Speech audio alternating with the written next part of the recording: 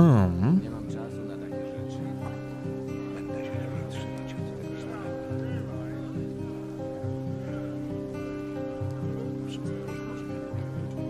To wszystko tylko plotki. Kto ci to powiedział? Nie wolno naruszać polskiego porządku. Kto ci to powiedział? Przecież tam znowu jest. Hi George, welcome. Co on wie o służbie? Dlaczego dowiaduje się o tym? Hi Melly.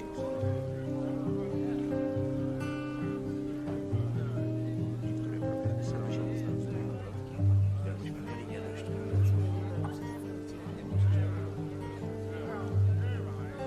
Wszystko jest możliwe.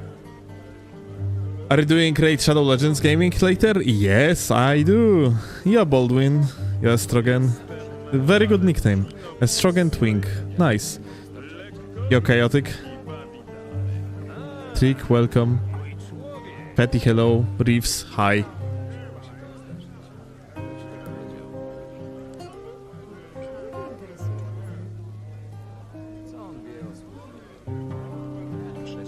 But yeah, today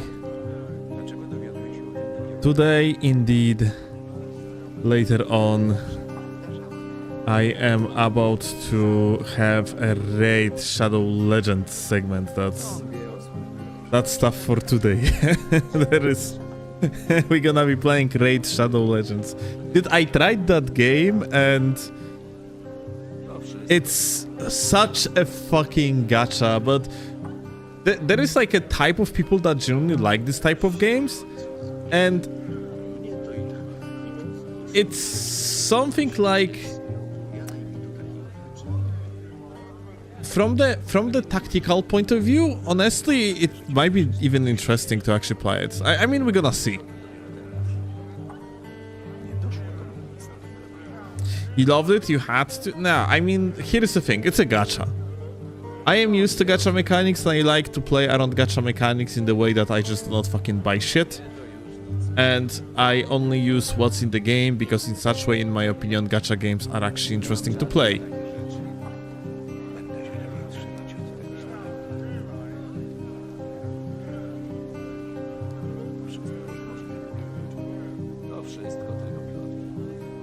I have synced like 800 euro to the game.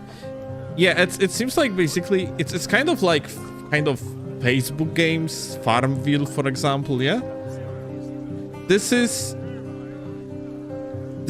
kind of what Raid Shadow Legends actually makes me feel it actually is. But well, we're gonna play Raid later. Now we are going to play Elden Ring.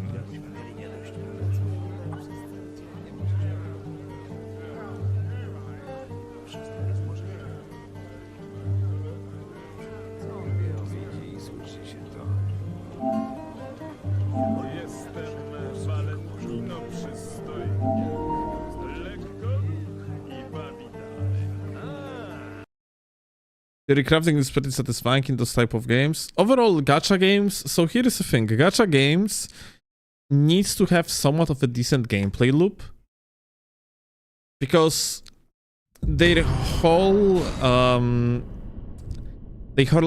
premise as a business model is to keep you playing.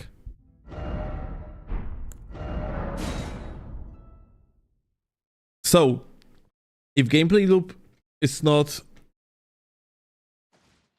satisfying, then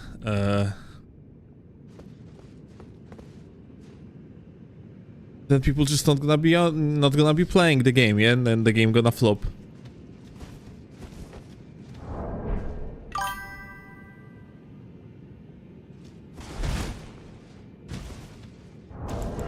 Is there any reason you have two accounts? One of them is Japanese. It was so I could have seen the Japanese store, but I used it once to look at the store and then never actually used it again. Probably should delete it. Reef, thank you a lot for 32 months. Holy shit, my goat. Really appreciate that.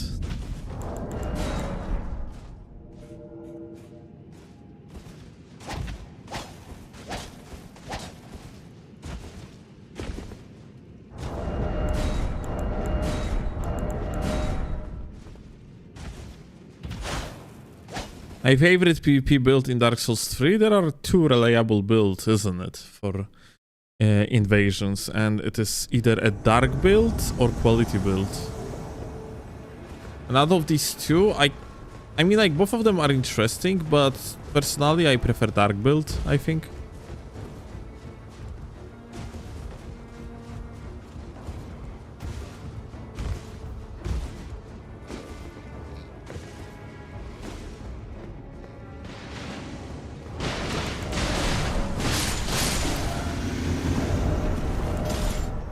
Hi.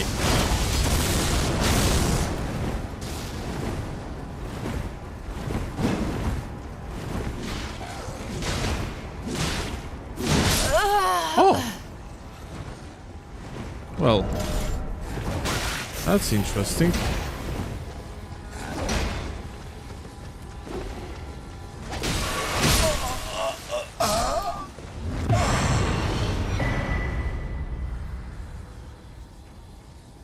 Yo, Rascal.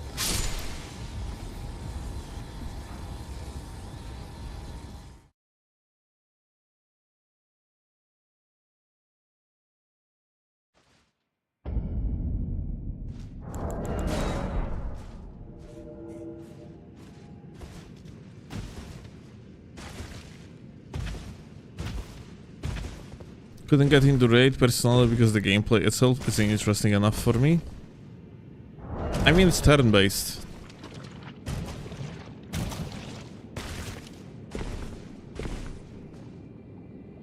Like, Raid is more like a clicker, yeah? As a game. From that what I have seen. But I have played only very short period of time.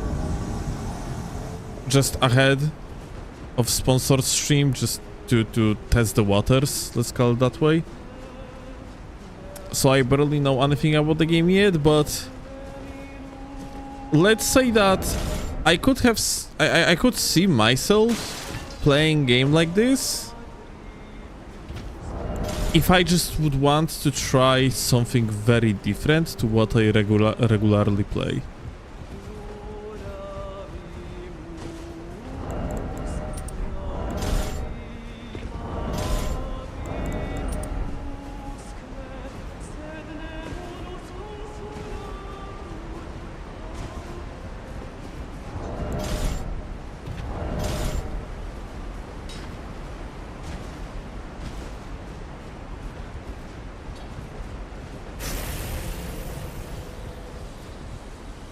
Interesting.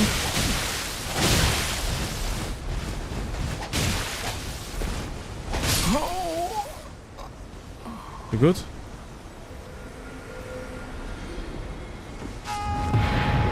Good fight.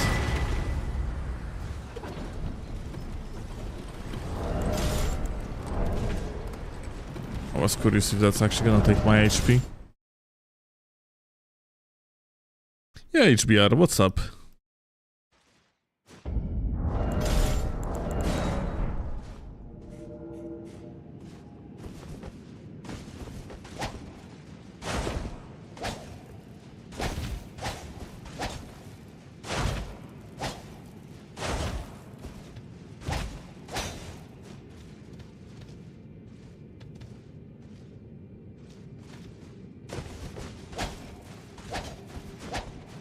I will never understand how people spend so much money on a game.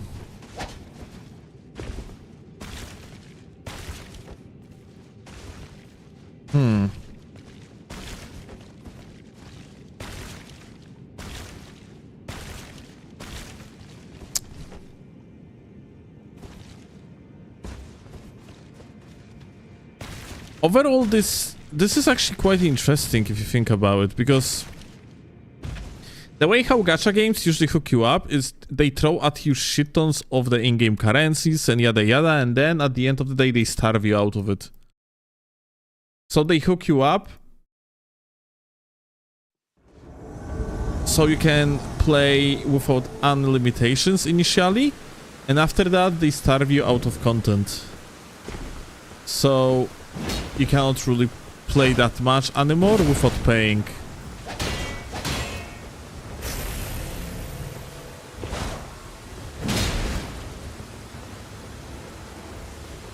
Like, problem with gacha games business model is that it's kind of anti-human in that regard.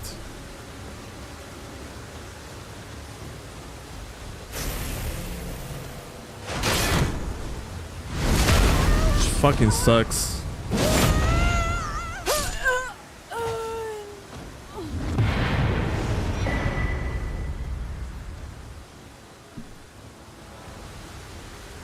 That's terrible, didn't even know anything about gacha games. You know what? That's terrible, and that's kind of...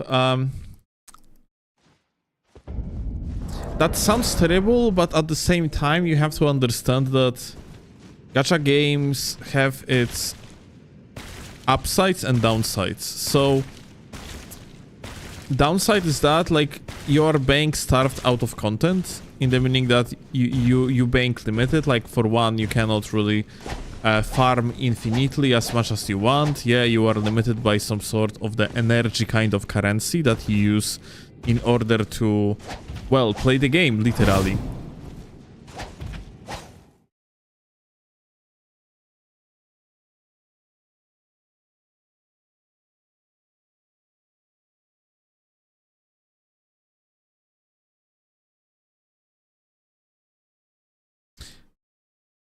So you literally can play the game however you want. You cannot play the game however long you want. Or differently, you can play the game, but you are somehow limited. Like, modern gacha games work in the way that you can play the game. Let's say you can walk around the open world and collect some items and so on. What you cannot do is, for example, farm items that are directly related to improving your characters.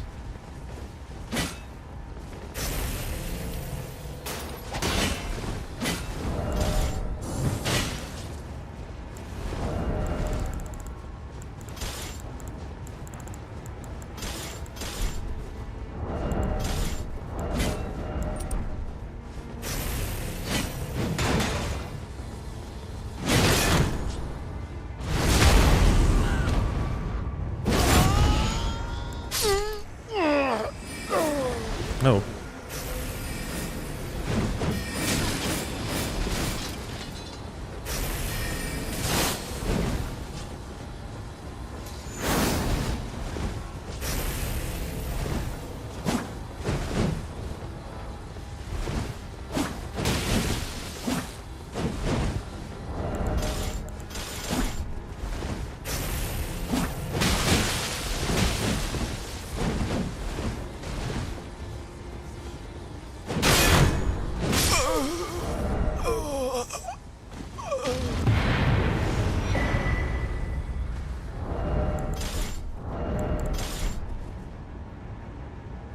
What happened to Knight Cavalry helmet?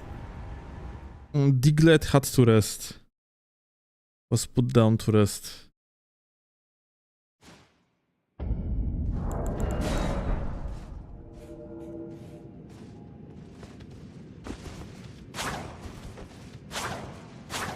I always thought that story games are like movies.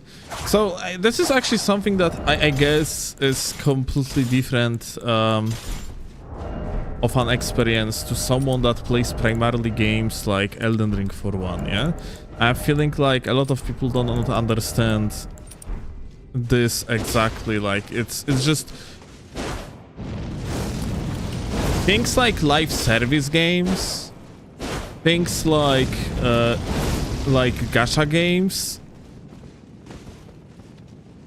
are to some extent really misunderstood by people that are just used to a certain way of buying games. Like, you know, someone that plays Souls games, for example, is usually used to, like, buying a game and just playing it. Then the game basically finishes, and then you wait. If you want to play something in the same universe, then you wait, let's say, like a few years for the continuation, and then you buy another premium product for a certain amount of money.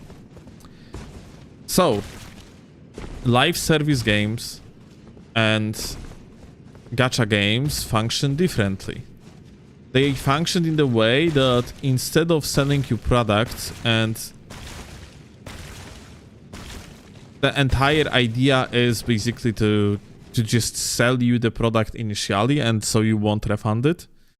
And after that, creators of the game do not really care anymore.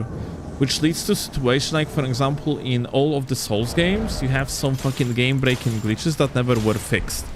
In gacha games or live service games, it won't happen. Shit gonna be fixed because ultimate goal is to keep players interested in playing the game.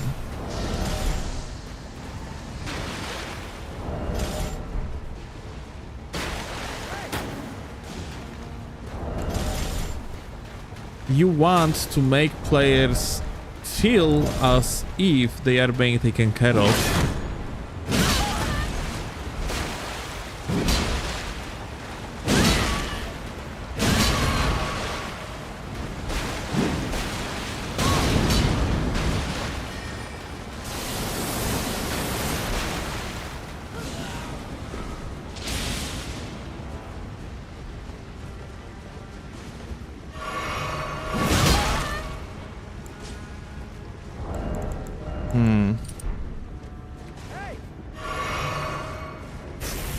Kurwa, give me this fucking shitter.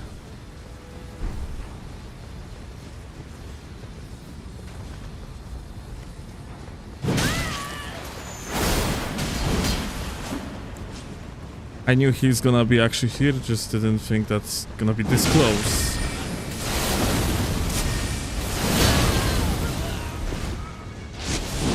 Kurwa, ja pierdolę, frame trapped. Oh, such unfortunate. Like, I couldn't dodge it, it was impossible. They actually aligned these attacks perfectly. Man.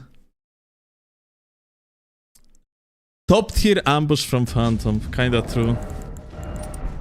Like, I knew he's gonna be behind the corner, but I didn't think that he gonna be able to hit me like this.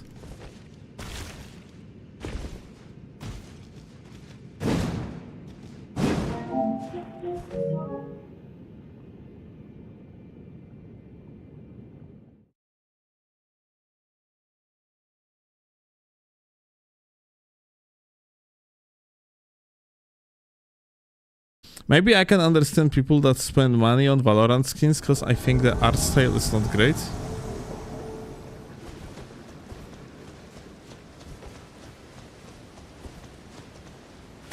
Tried to cave into that stop bank meta scrap thing and tried to invading with 55 poise yesterday. Never again. Bank stand with each hit of Twin Blade is not fun.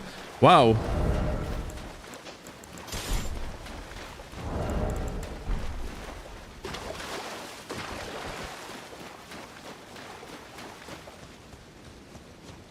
Meta slave scrub. That's interesting.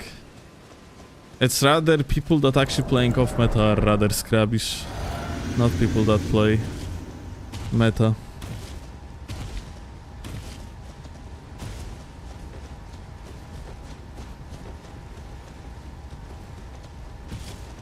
Gacha games give you a product that you don't need but makes you think you need, which is the majority of the industry does as well.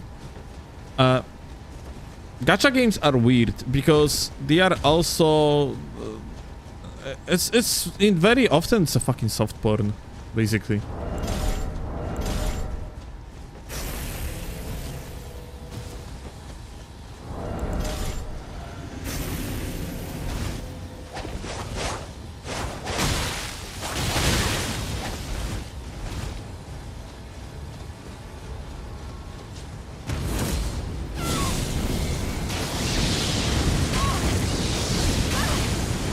Kurwa no. Actually unbelievable that it works like this.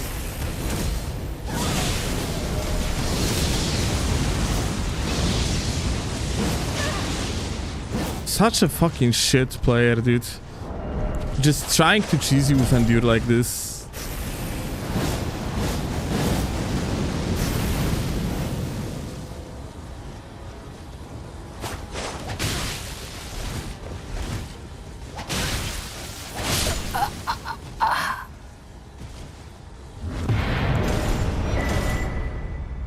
That's so funny. I have to, like, kind of wonder, maybe I should actually have something that makes it possible to just break endure always, like volcanopods for one.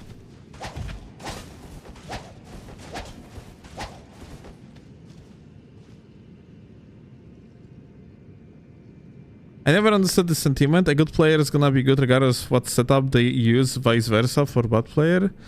I mean, like, it's very simple, yeah? Vast majority of people that play video games are going to be mediocre, and shitons of people have ego. So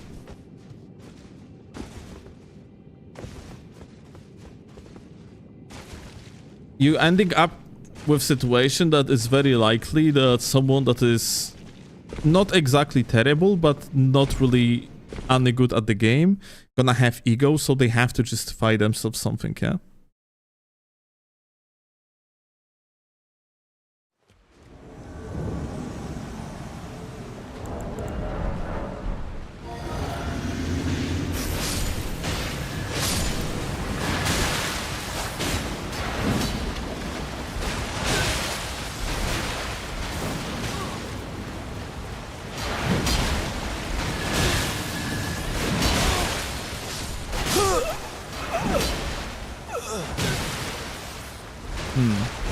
Oh.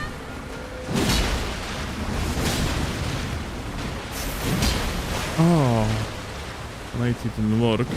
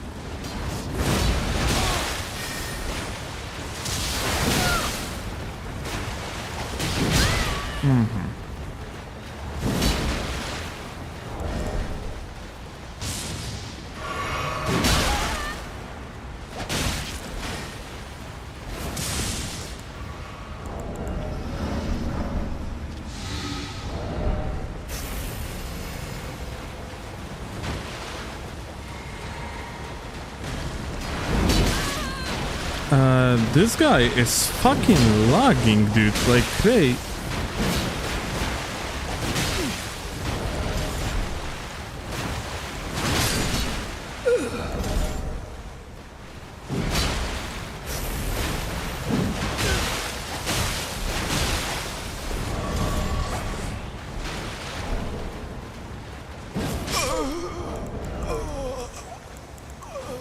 Crazy. I was about to shit, but whatever.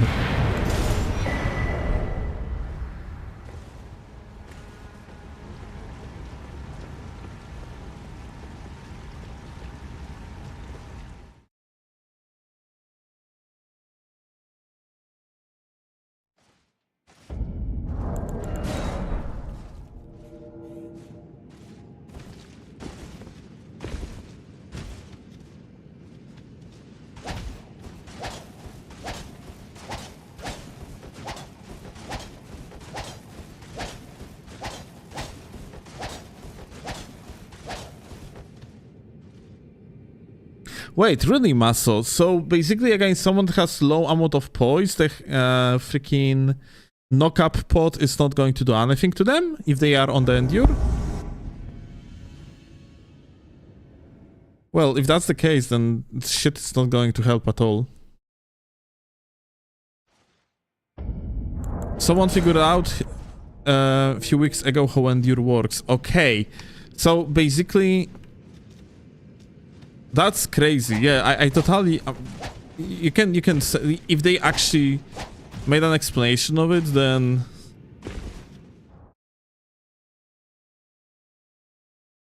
I guess I can make a video out of it.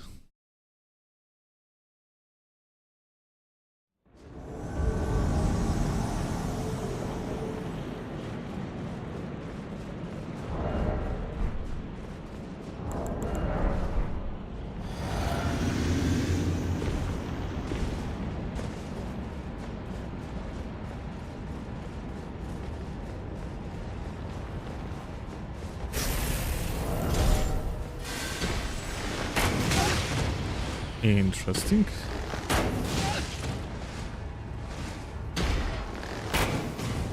Ooh.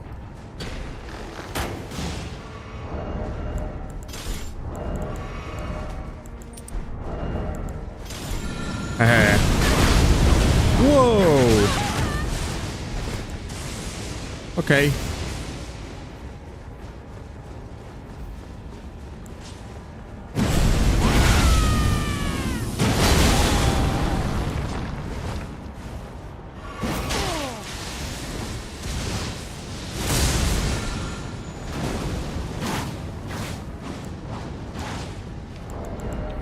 Crazy.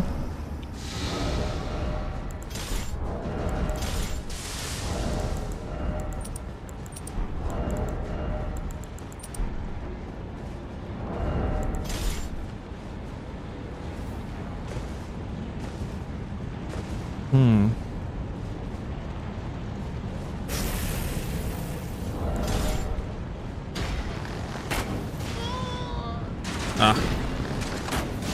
He went to the boss room.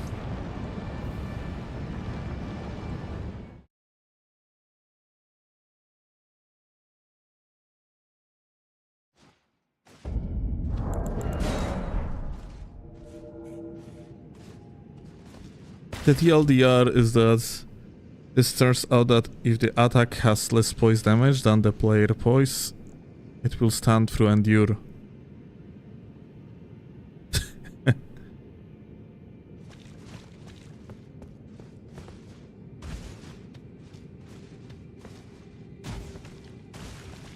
But wait, that's actually so weird. But like Burger, so if you're going to throw volcanic pot at someone, hefty pot that is, at someone that runs a Tryhard setup, then what? They are not gonna be knocked up?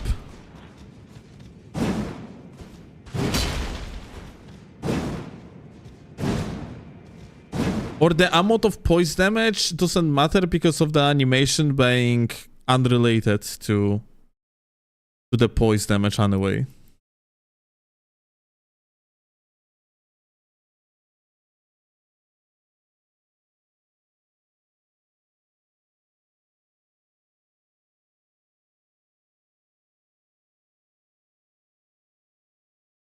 I haven't bought the game, I want a pirated version of Elden Ring?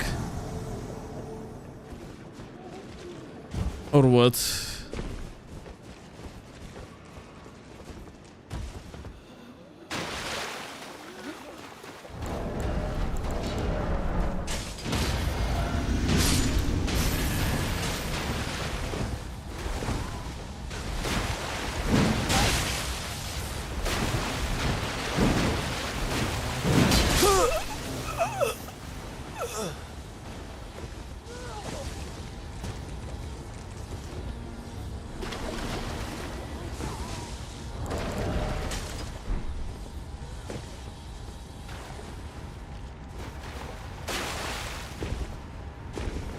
Don't say the P word, Lamau.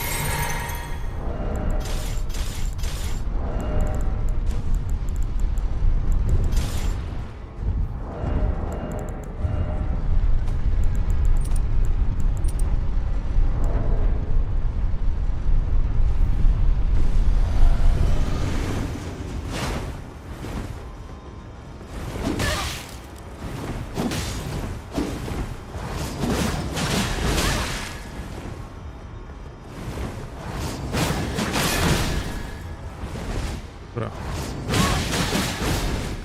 Do it again. Do it again. Ah. Do it again. Do it again.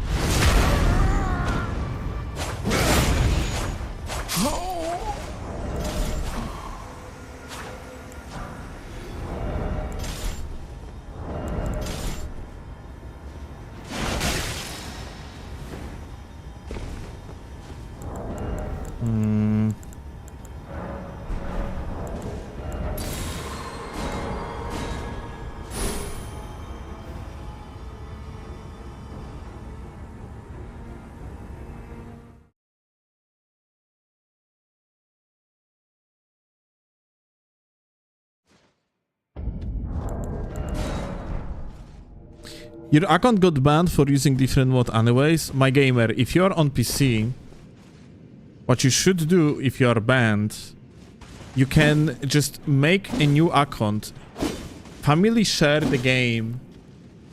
You have like that thing known as family sharing, yeah? You can family share the game to your own alt account, and on that new alt account, you will be able to play Elden Ring without any banned restrictions. Family share now share bans? No, I don't think so. It was like this for a short period of time, but Bandai Namco just went back on that decision.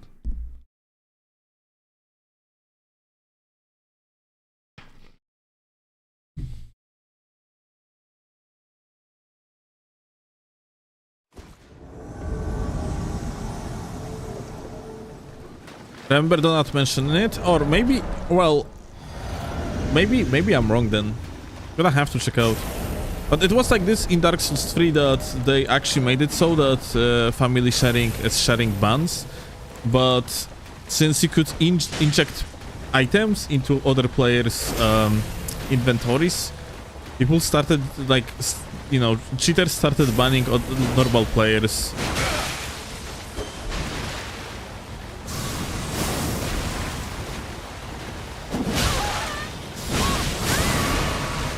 Whoa, wait, what?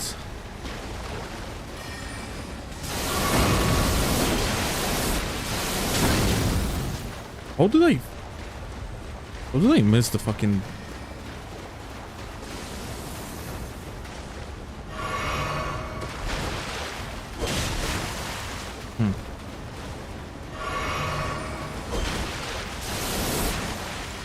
Oh, this is so over.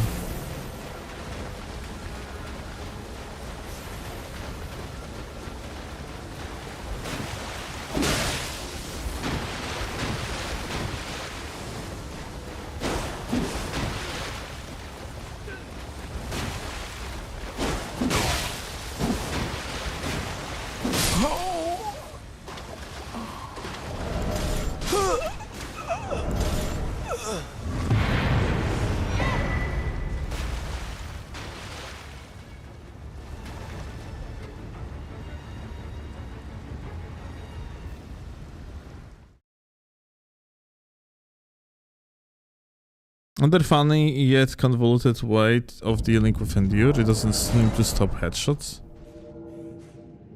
Right. Sora, thank you.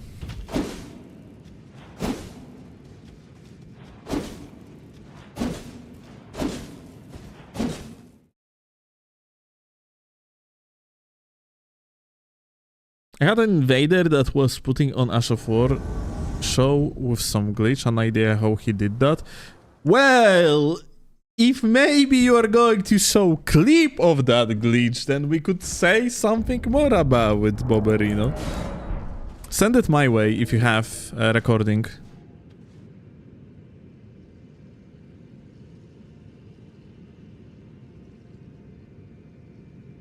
Your ban in Night Train is shared? Why you got banned?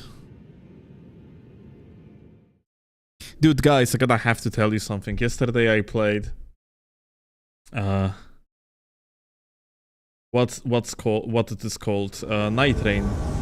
I have given a try to Night Rain with in trios. I haven't played trios in ages, and I gave it a try at like 3 AM of my local time, and of course I have gotten duo Chinese gamers, and this is fucking ridiculous. Like, on PC, Night Rain is fucking unplayable in multiplayer. Like, how the fuck people play that shit? Everything lags. Fucking bosses do not animate attacks, or dashing the fucking hitbox with the animation, or starting fucking tweaking around. You are looting with a delay of 3 to 5 seconds. Like, how the fuck? Like, if I, like, you know, I love playing Night Rain. I love that game. Night Rain is amazing. Like, I started playing Night Rain again. Like, it's just genuinely my favorite game that From Software ever made PvE-wise.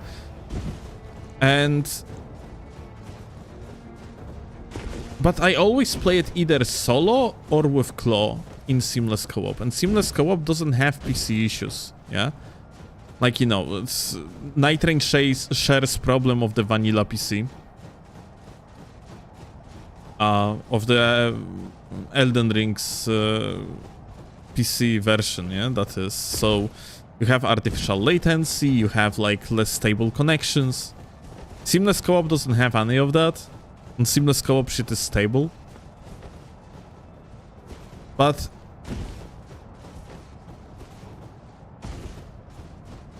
so like I don't really experience that, but every single time I play quote-unquote vanilla, it is the most dog shit experience imaginable.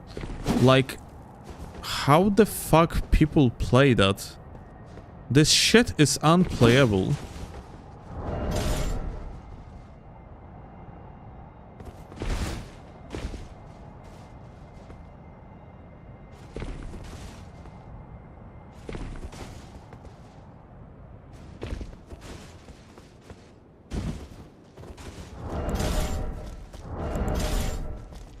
Hey.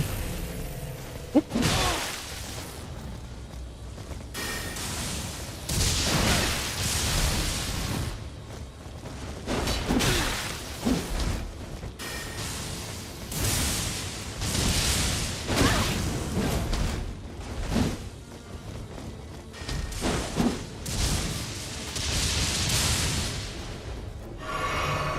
Anything behind me? No.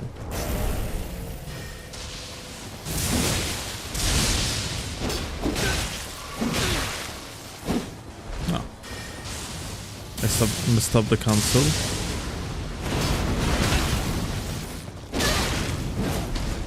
Who does that?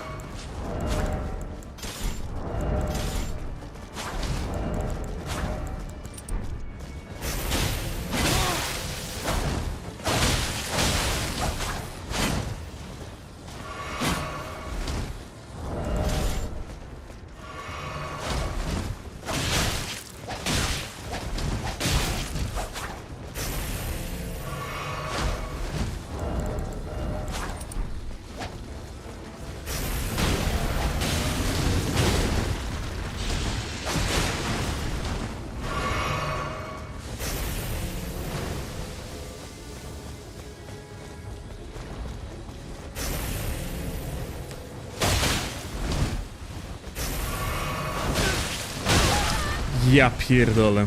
I actually got so spooked here.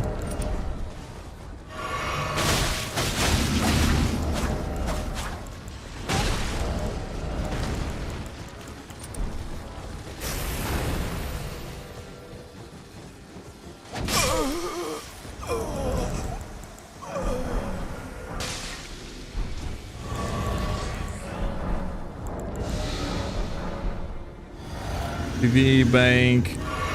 Fucking ass as always for the invader, isn't it?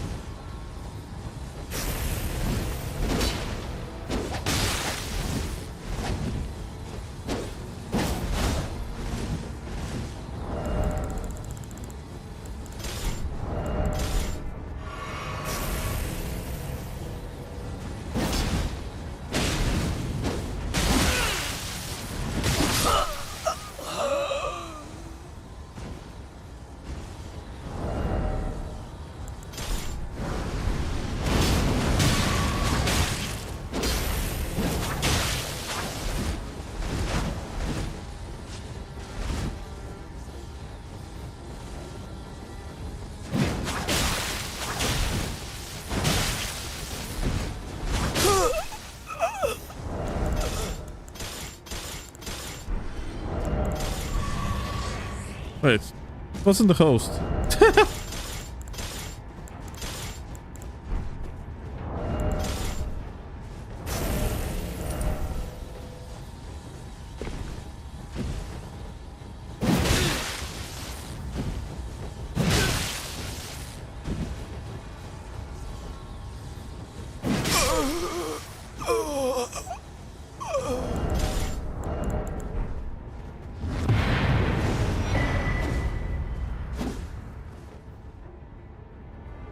Grave Scythe is better than normal Scythe. On Strength build, yes.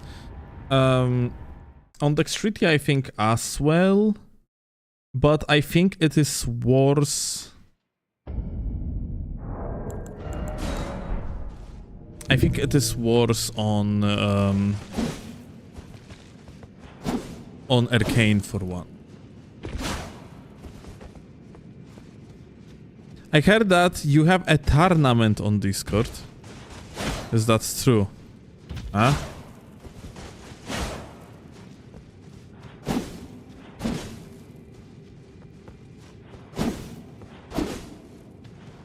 What I assume is someone actually seen on our Discord news about tournaments that happened more than a month ago, or like 2 months ago actually.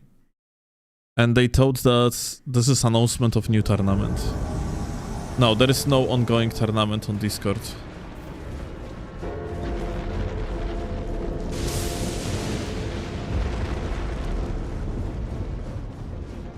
Doesn't regular Scythe have 4-hit 3 combo with Loretta of War? Probably. Like, I assume it's if this 3 combo works in somehow like some sort of way, it's probably working that way that you have to wear it one-handed. You have to fully charge the heavy attack, and after hitting your opponent twice with it, it actually has long enough hit stun, so Loretta is going to combo. And therefore, like, 4 hits to combo. But, you know, it's almost like us saying that, oh, look at that, dude, the freaking Varus Bouquet is the best weapon ever made, because when you click Alt2, its blood tax technically can combo for like 5 hits. Like, you know. It does have a true combo, but it's dog shit. Yeah, it's unrealistic to hit it. You're gonna hit it only against literal fucking potato heads that have no idea what they are doing.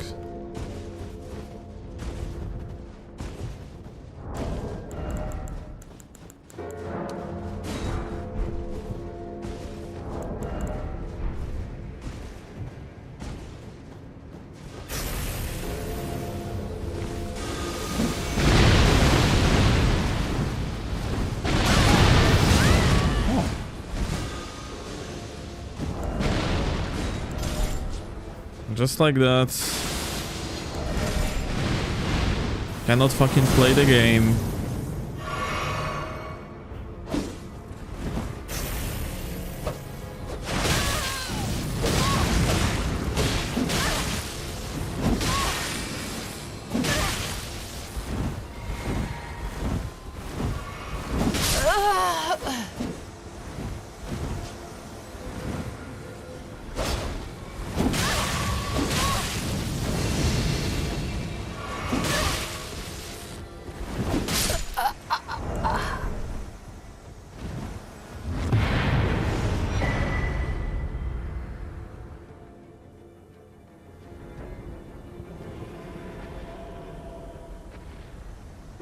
Yo, Califas.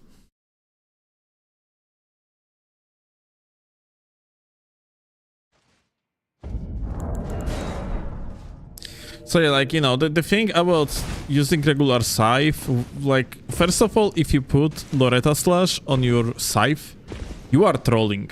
It's extremely inefficient hash.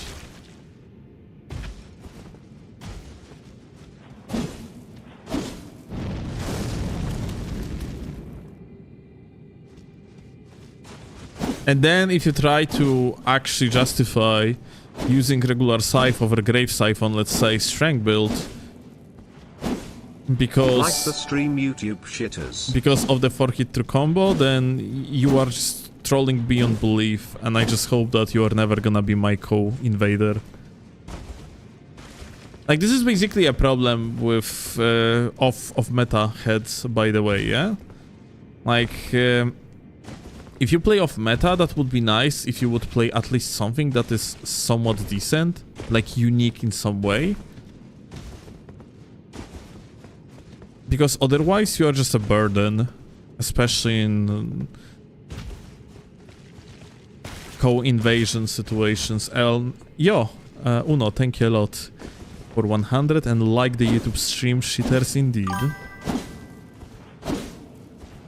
Oh shit, Dart, thank you a lot for the sub, my god, I appreciate that.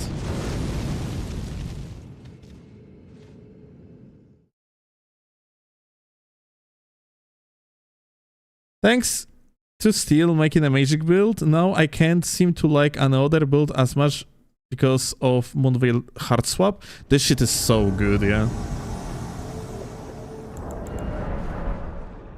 I need to make a melee magic build.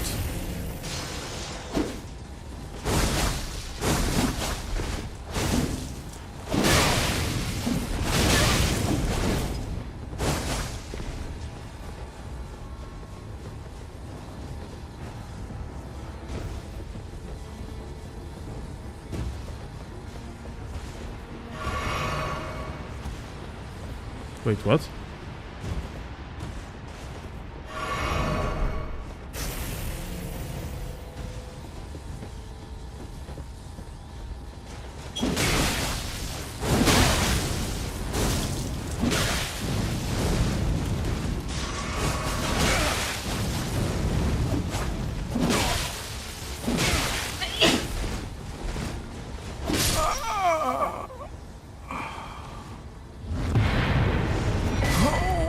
Heck.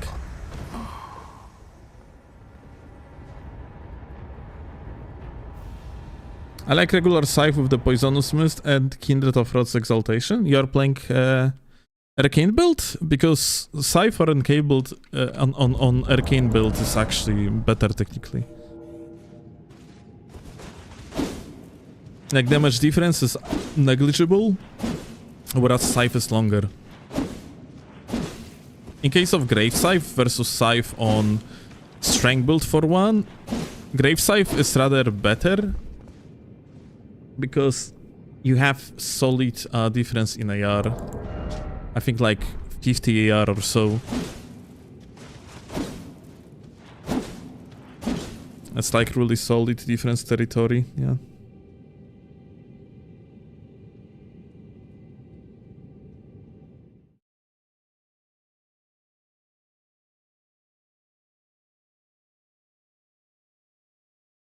Zamówiłeś coś? Co zamówiłeś? Tłam? Jakie? A, z bieka? Albo z... Okay. Didn't buy me food today, so I have to buy food myself. That's not true.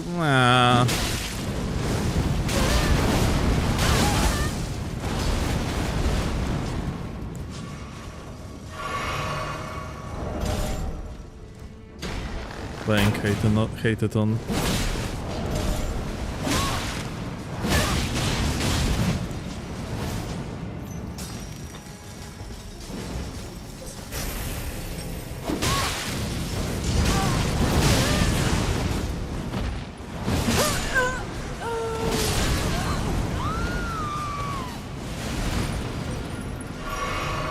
What's up, Kevin?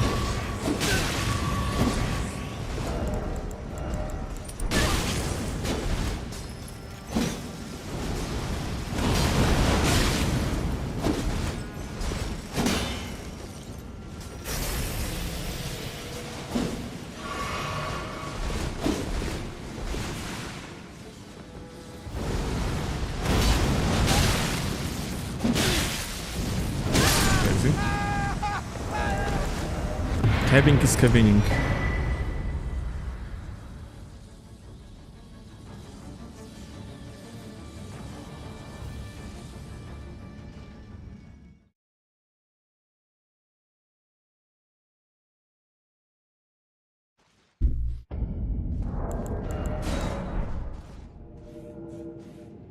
I think I wanted to invade someone yesterday. Scythe has some special form of hyper armor, cannot recall details. Well, I can explain it to you. So, Scythe has a super armor against particular type of hit stuns, which is known as level 1 and level 8. That's a type of hit stun that weapons like straight swords, katanas, curved swords, and overall smaller weapons, axes, clubs, actually have.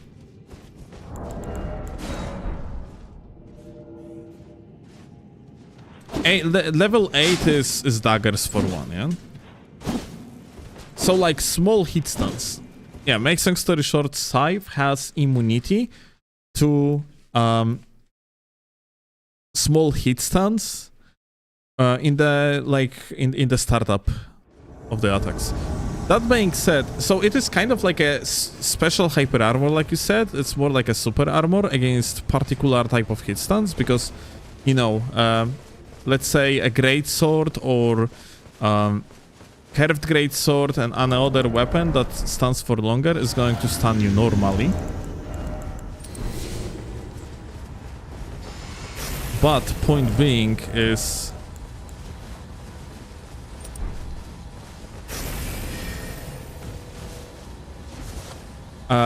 this thing that Scythe has, yeah, that super armor is actually frame-wise much worse than regular hyper armor that you would have on another weapon. It lasts for way shorter duration.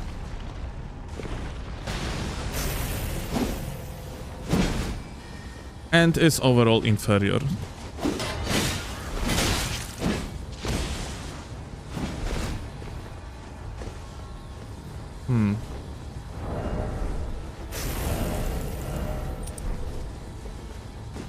This guy with the shield might be a problem.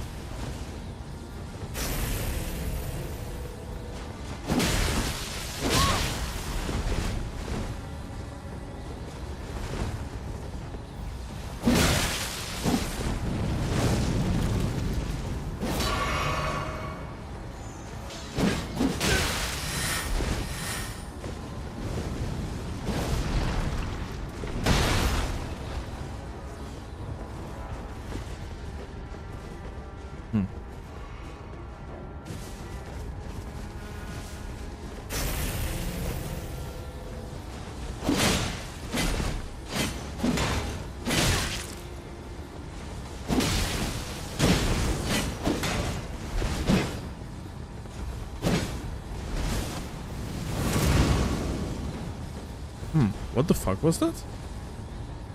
Was that a mesmer orb that the guy used? What? He turned himself into the fucking red ball, dude. What the fuck was that even?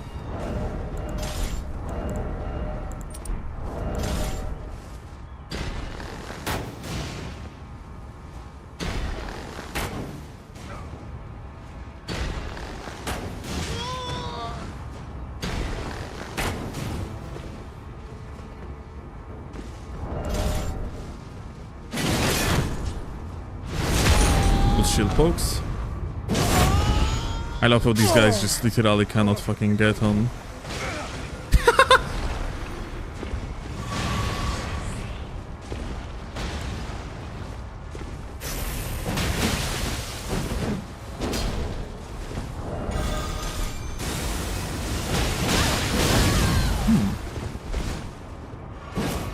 Honestly, I thought I'm just gonna break.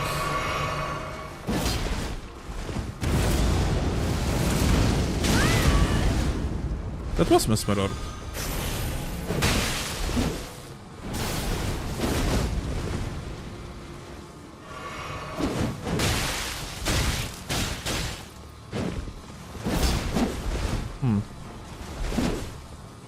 But I have to be careful because...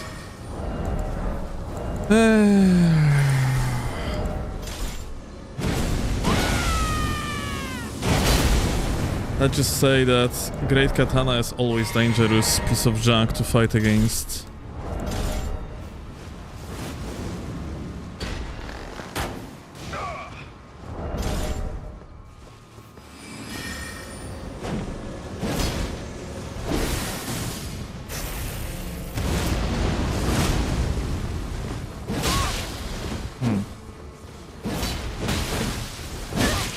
Yep. Exactly.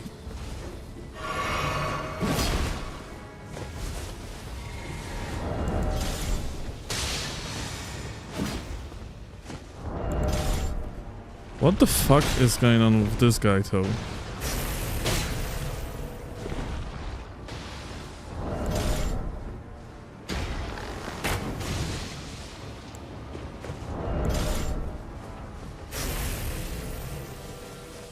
O nie. Weźmiesz tego zjeba?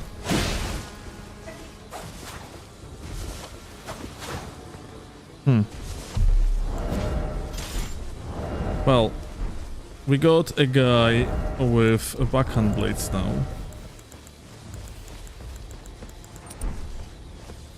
Backhand blades are dangerous, and I'm scared of backhand blades, so...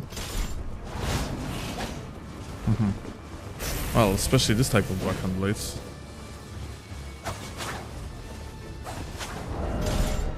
I like how the guy is trying to gain distance with the running attacks. He's kind of probably not aware that he is gaining some distance, but at the same time he is wasting so much stamina that he's not gonna catch me. Alright, but it seems like these guys really enjoyed plays around the square, so we're just gonna go on the square again.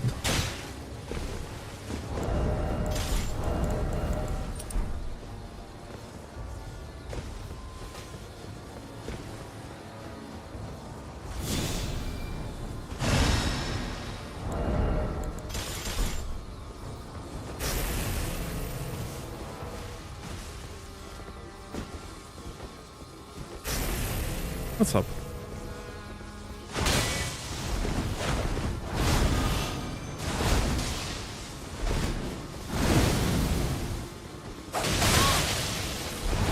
Ooh. That's interesting. So what happened here is I actually had a wrong...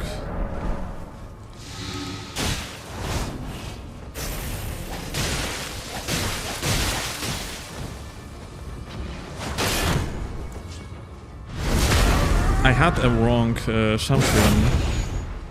Oh.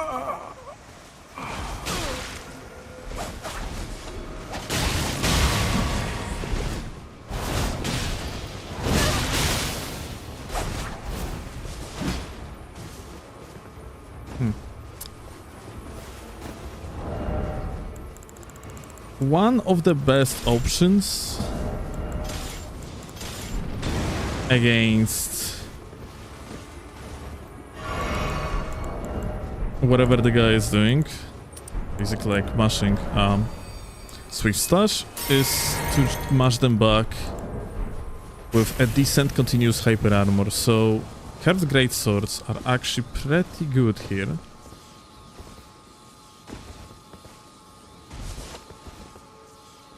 But firstly, okay, there's two blues.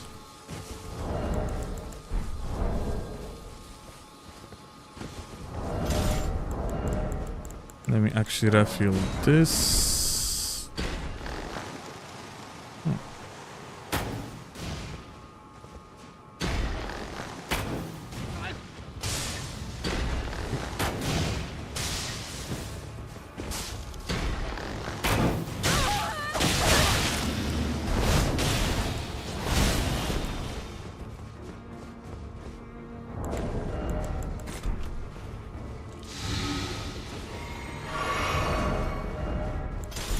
That's crazy.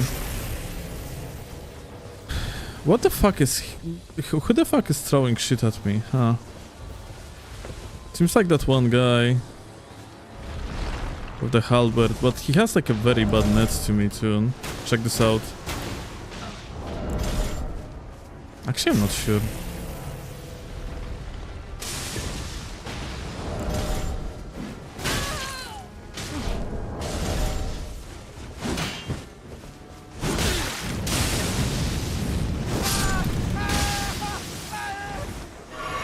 Very impressive.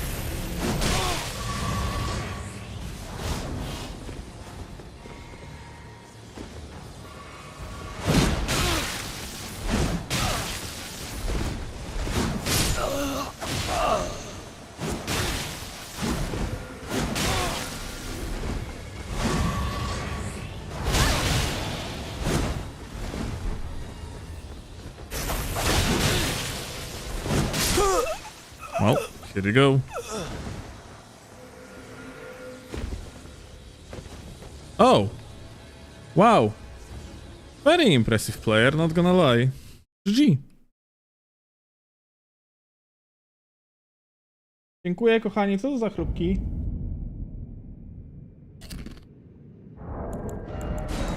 O Jezu! Poważnie?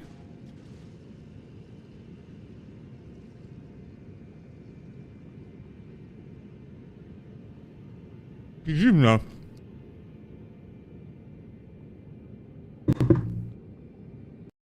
Dobre, ale zimne. Fajne.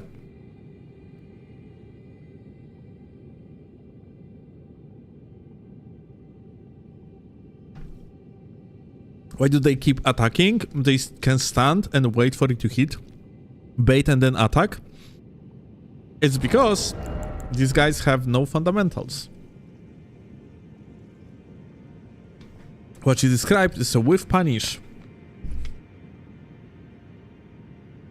Vast majority of gankers have no concept of advanced play, which correct whiff punish is indeed an advanced method of playing.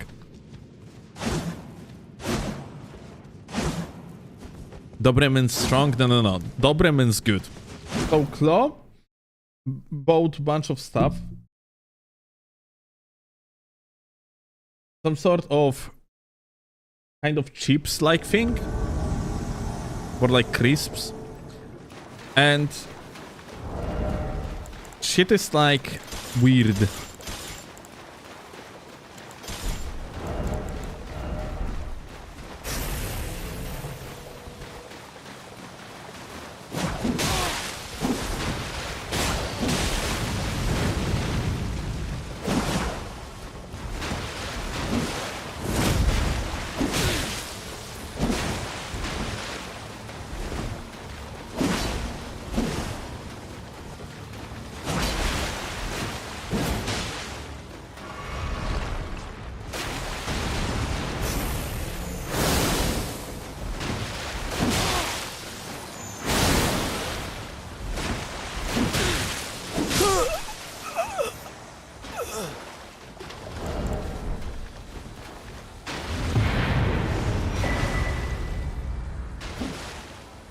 Why did Claw buy food? Well, I bought food too, it's just that Claw doesn't want to eat food that I bought.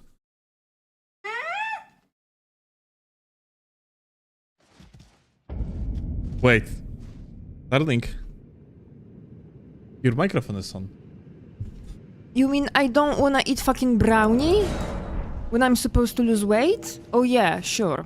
It's not the only thing I bought. You bought a highly processed meat as well? That I'm not gonna eat.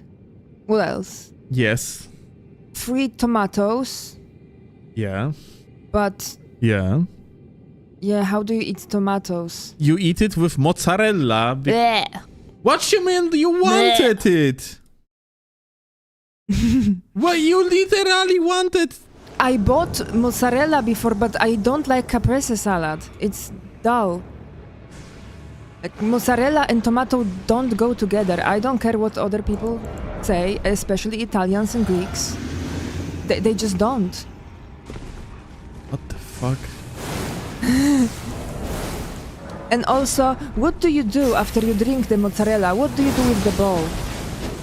What? What you mean drink? Oh, that's a running joke. Come on. Oh my god!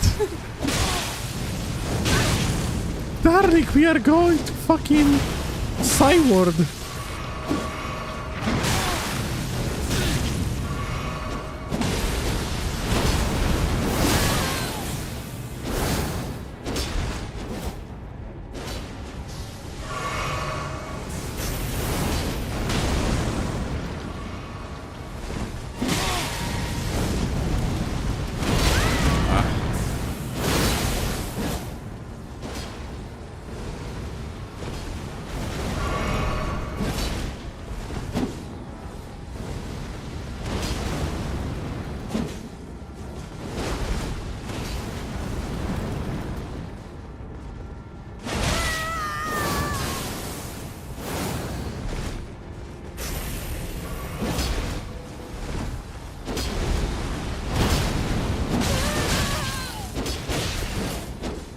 I wanted to crouch here.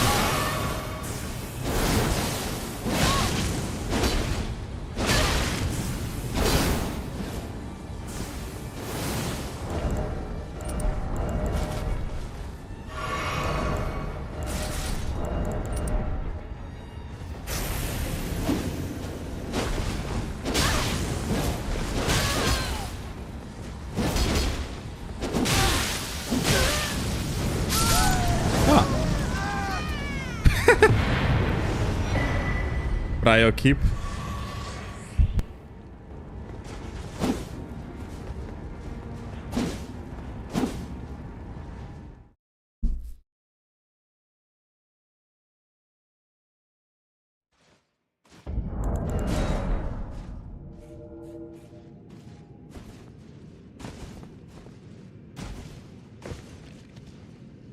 Bit of waste buying tomatoes when you have a ketchup bottles filled with the stuff.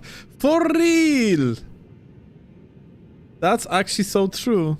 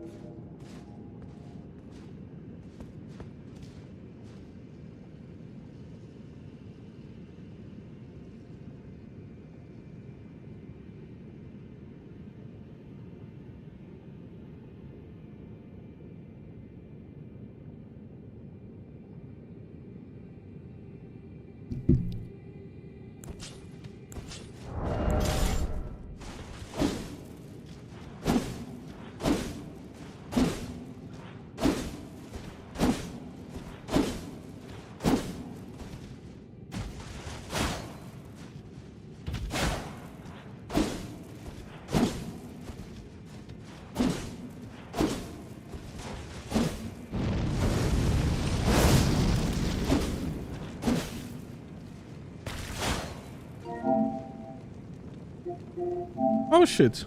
Bunker. I have this goat on my friend list. We have usually very shit ping. You actually work still, or you just play video games all day? I play video games all day.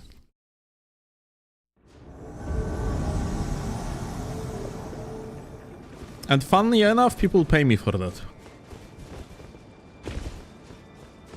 Like today we're gonna have a sponsored segment. I'm gonna get some buck for it. Hey! Hey!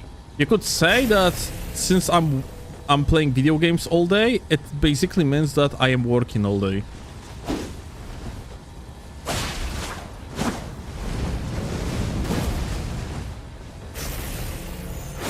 Kurwa, Vigor, wypierdalaj.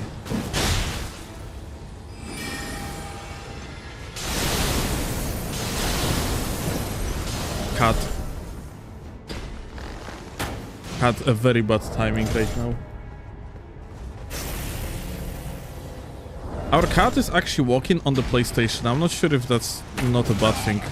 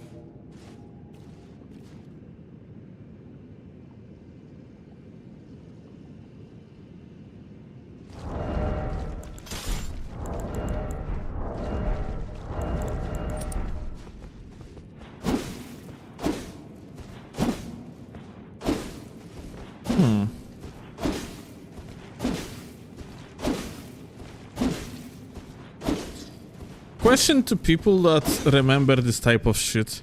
Is there a difference between canceling move to the sprint when you do the block cancel, or if you're just gonna make a regular walk instead?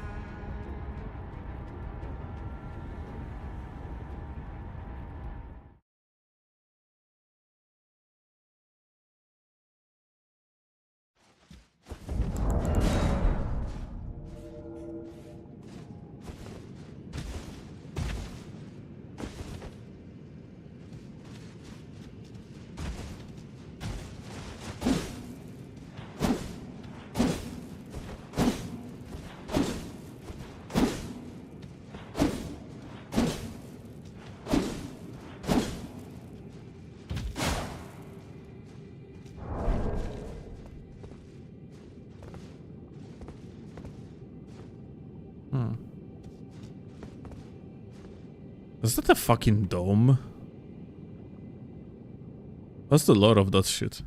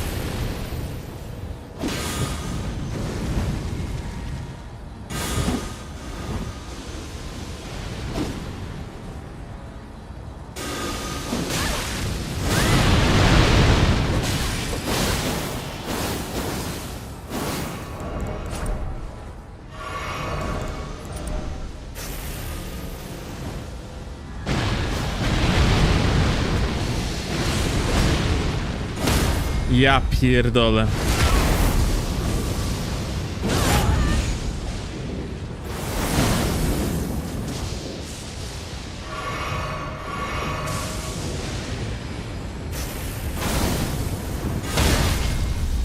Oh my god! Do you see that shit? Okay.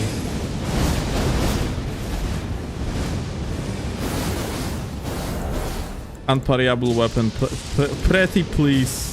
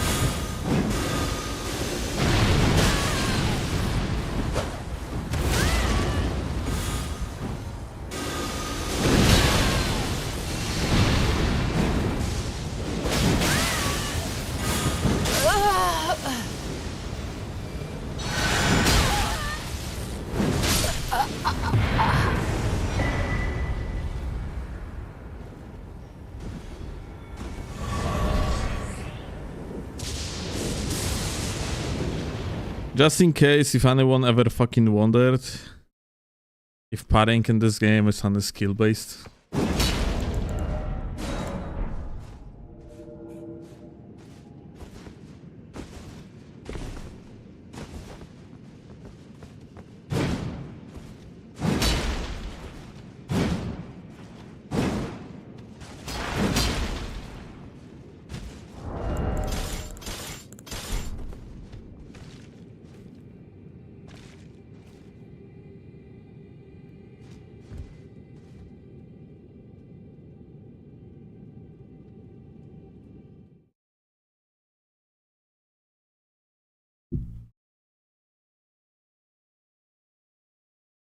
The sentiment of parry being the ultimate skill always pisses me off.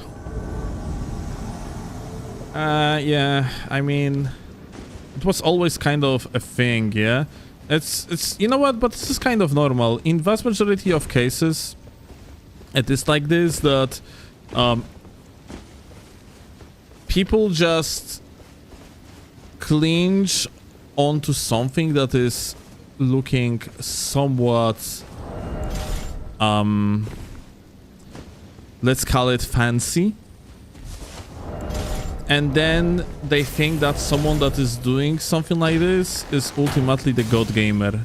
Good example of it is how reverse backsteps, yeah, like this was like, oh my god, you are reverse backstepping against someone and then like doing the immediate backstep attack afterwards. This is so skillful, your timings must be so goated.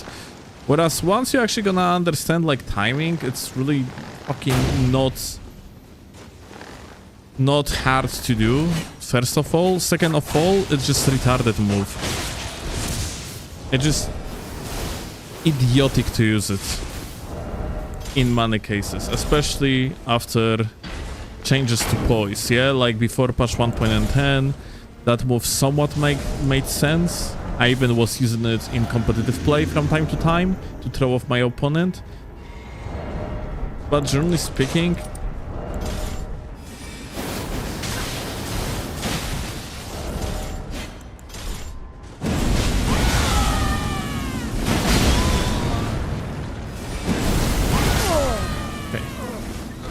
that's what I wanted. But yeah, generally speaking, that move just never was really good, yeah?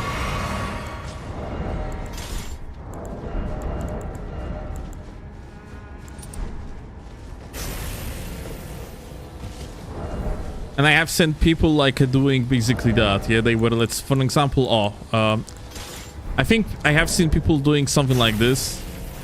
Oh. Okay, give me a second.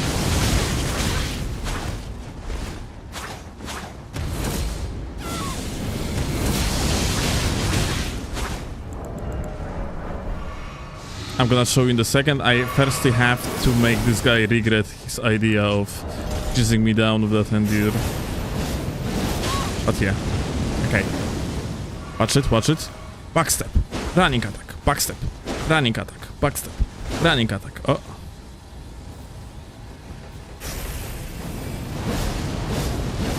Just you watch. Oh. Fuck. Okay, wait. Whoa. Reverse backstep, running attack. Reverse backstep, running attack. Reverse backstep, running attack. Reverse backstep, running attack. Oh, reverse backstep, running. Oh, I fucked up. Reverse backstep, running attack. Wait. Reverse backstep, running attack. Backstep, running attack. Backstep, running attack.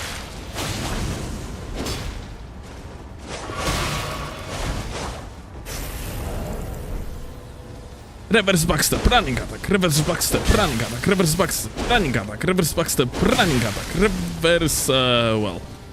Wait. Let me get closer to you. Well.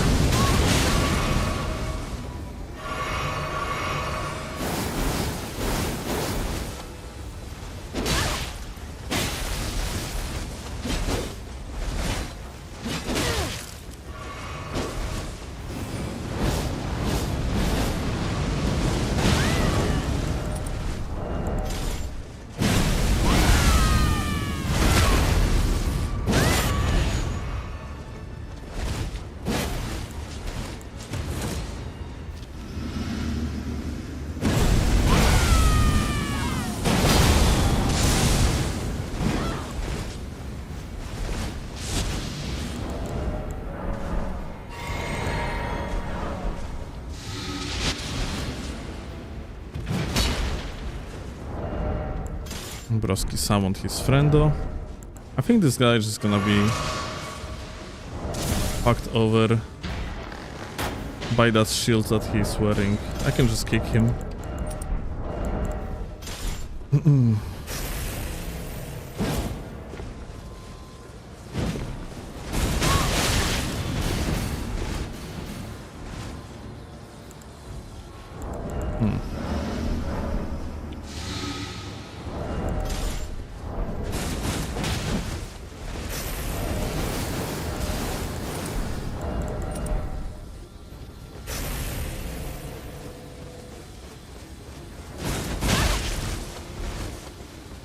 Funny bullet.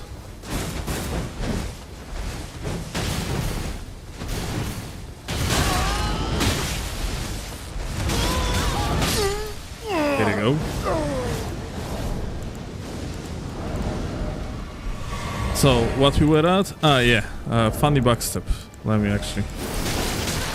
Wait. I'm gonna have to style on you, my goat. Let me put some light on the situation so everyone can see my super skillful gameplay, okay? Backstep, running attack, backstep, reverse backstep, reverse backstep, reverse backstep, reverse... Well, normal. Now reverse. Oh, yeah. Just you watch.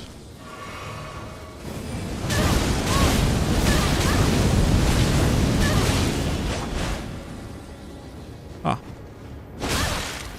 Well, let me go this direction now.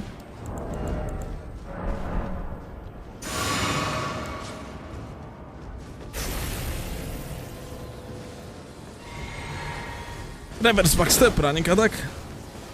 Reverse backstep, running attack. Reverse backstep, running attack. Oh. Reverse backstep, running attack. Reverse backstep, running attack. Dude, oh my god, I'm so skillful, yeah?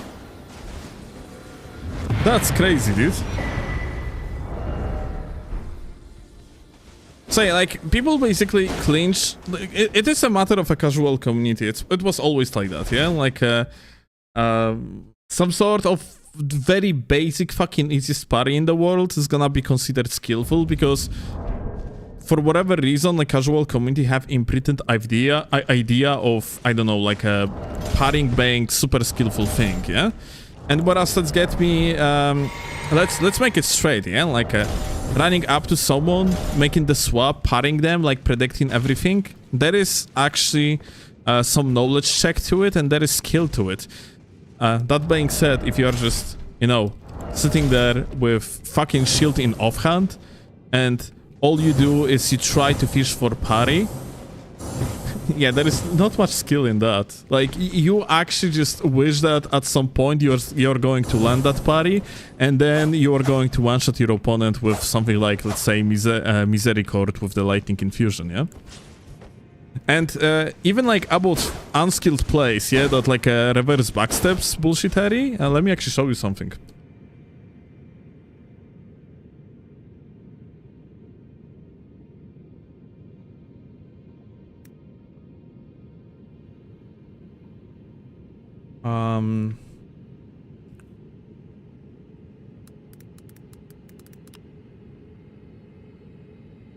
So it's pretty funny, but I am almost certain that the very first top 10 for Elden Ring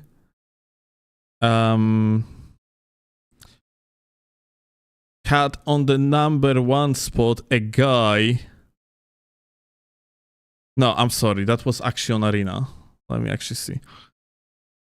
One of the top 10s was actually won, but the guy doing exactly that. Let me actually see. Environmental. I think that was the Arena, the Colosseum one. Let's see.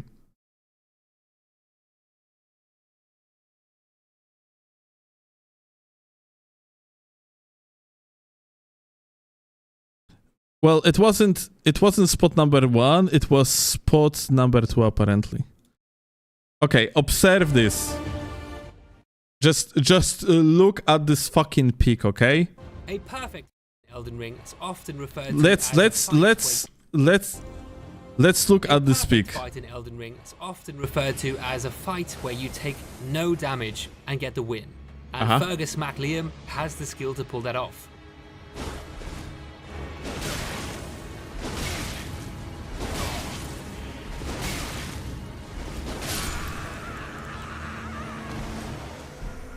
That was so extremely clean, it could...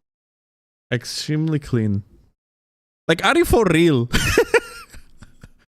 Are you for fucking real?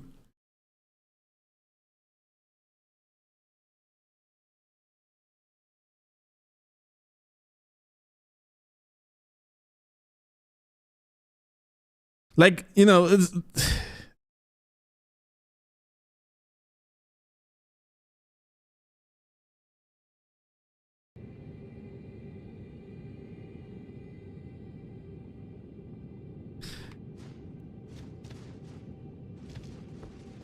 Come on, it's a funny kill. Oh, I agree. And that's why it's supposed to be in top 10 compilation of funny fucking clips. And not in the compilation of top 10 Colosseum kills with a narration of it was so fucking clean.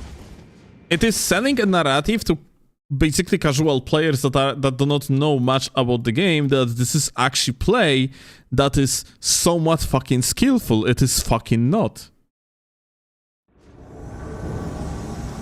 It was just the guy mashing the fucking backstep parry, and sorry, not backstep parries. The gamer mashing the backstep attacks, and the other guy just being bad enough at the game that they were panic rolling every single of these. So yeah, like let's make it clear. Clip was absolutely fucking good. Yeah, it was nice to clip it out, and oh, we got the same gamers that parried my ass, yeah? But by no means it is a skillful play, and I am very happy that people like, for one, nowadays, let's say, yeah? Back in the days of Dark Souls 2, I believe people like, I don't know, like Donut or other content creators that are very skillful at the game, they would have way less viewers than they have nowadays, because like people actually shifting to appreciating actual skill. For a very long time, this community really didn't appreciate actual skill and referred to people that are actually good at the game as just fucking no-life tryhards that have to crouch on some bullshit instead of playing with funny fashion. And of course, you have still this type of approach in many cases. Like, there are like people that say this type of bullshit, but it is way less common nowadays, and there is way more appreciate for the pure mechanical skill than there was back in the days of, let's say, Dark Souls 1, when Dark Souls 1 was new. Oh shit.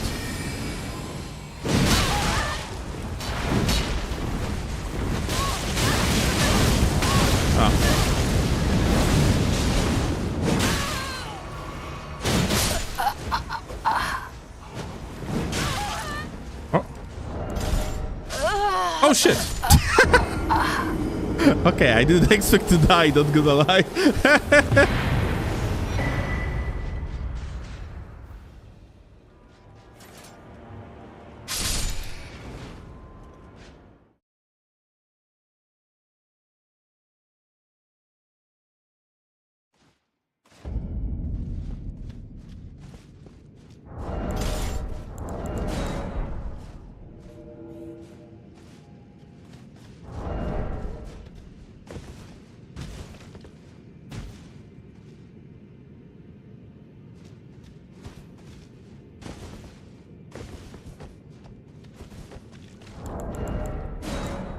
Nothing more pathetic than having interest in PvP / having a competitive ego and calling people no-life tryhards, at least don't cope so obviously.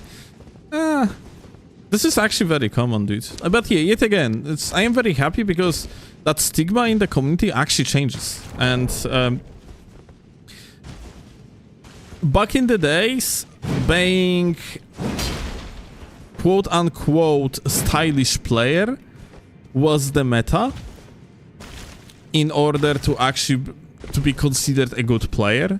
Like genuinely people, let's say, you know, like if you just, I don't know, if you were slow walking to people and then like parrying some scrap that actually had absolutely no idea what they were doing, yeah, it was considered more skillful than, let's say, a bunch of tryhards with the in the Havelmom outfits, just like backstabbing each other. Whereas these guys, yeah, the Havelmom tryhards that were backstabbing each other back in the days of Dark Souls 1 in, let's say, like Ulasil Township or whatever, yeah, were infinitely more skillful, yeah, than these fucking, like, quote-unquote goats, yeah.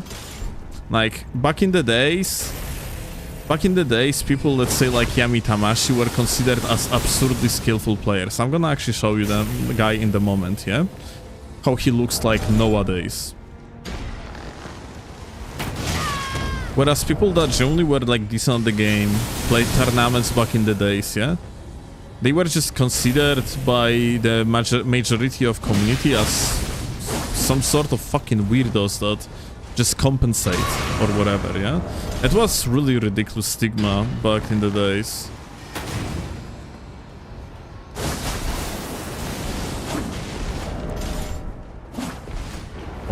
Oh. Oh shit.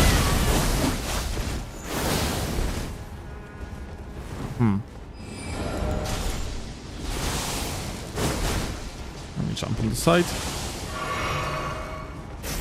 But yeah, nowadays you have like channels like Rust Bucket, or even, you know, like people, a lot of people dislike this channel from like Tryhard community, but I genuinely believe like, oh shit, oh kurwa.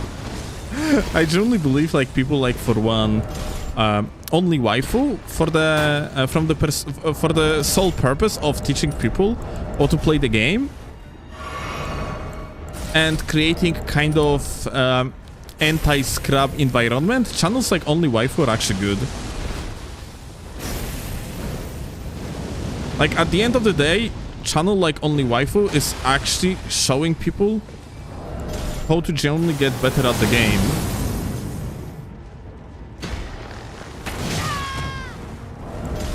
And it's actually genuinely net positive.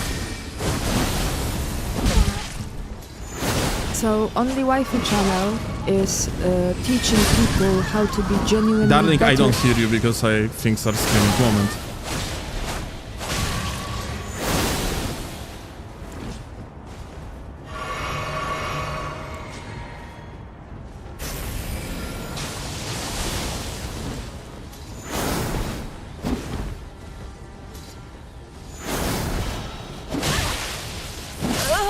Okay. Again. So only waifu channel is teaching you how to be genuinely better at the game by because you have to play it with single hand only. Ja pierdol. Okay, so a matter of handicapping yourself. Truly one of the realest ways of getting better at the game.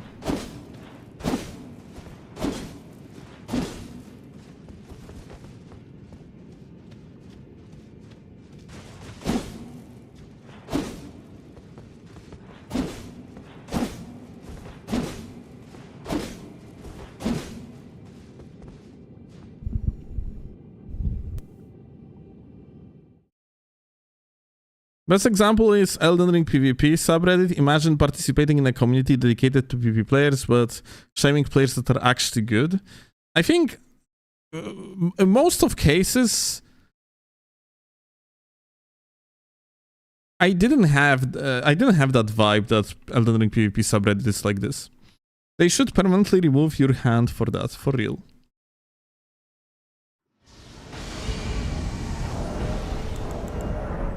It's more like a root tryhards being treated poorly on that Reddit, which I think is deserved to some extent.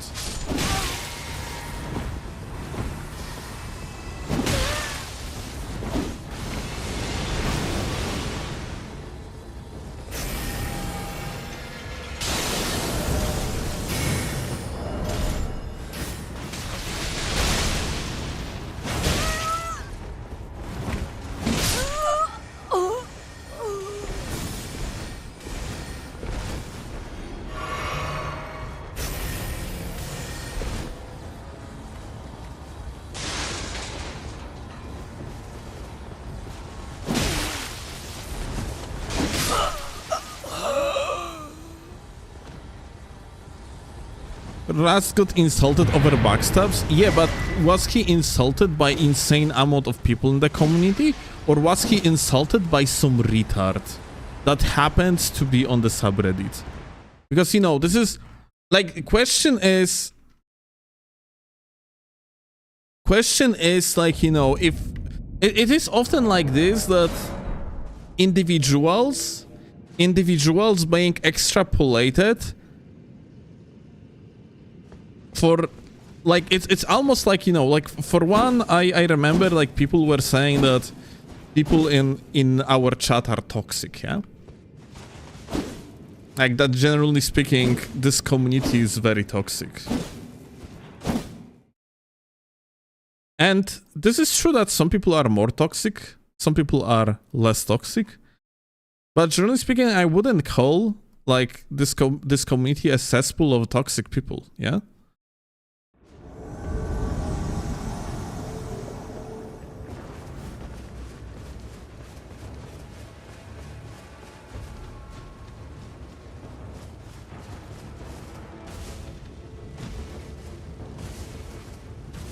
Please on this little fruit.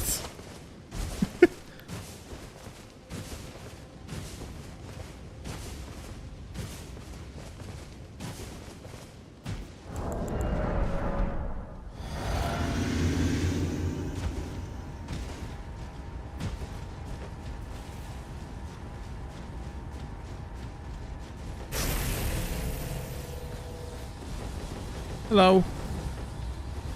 What's up?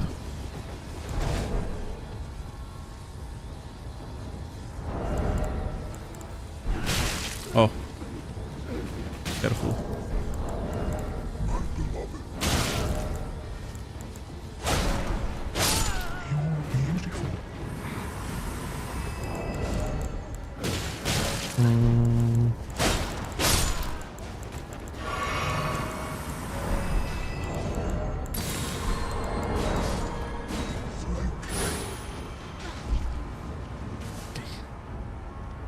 You better help your teammate because he was about to die.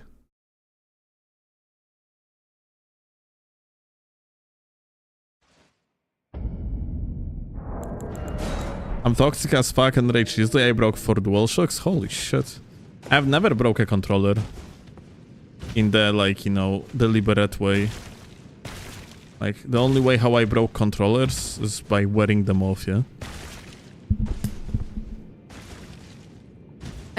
I never broke a controller, but the only thing that made me not do it was its price. Because we have quite expensive controllers at home, but my rage was intense.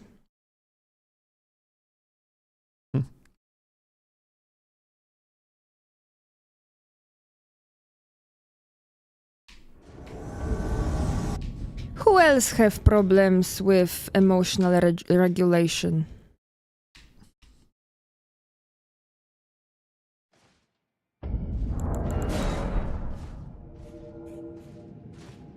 Who doesn't? You. I disagree. Honey, you're great at regulating your emotions. Yeah, but it took time. It's only nowadays, like, you know, like back in the days, I had like huge problem with that. Yeah, back in the days you were a fucking teenager, so duh. Even in my 20s, like 25 or so, like I still had problems with regulating my emotions. Frontal lobe not developed fully. Now you do, and you are a normal, genuine, beautiful human being. I actually disagree. I think, like, you know, fundamentally I was just toxic, and nowadays just, yeah. Okay, so I have different values. I'm only 1 year younger than you, and I'm incredibly toxic. Oh.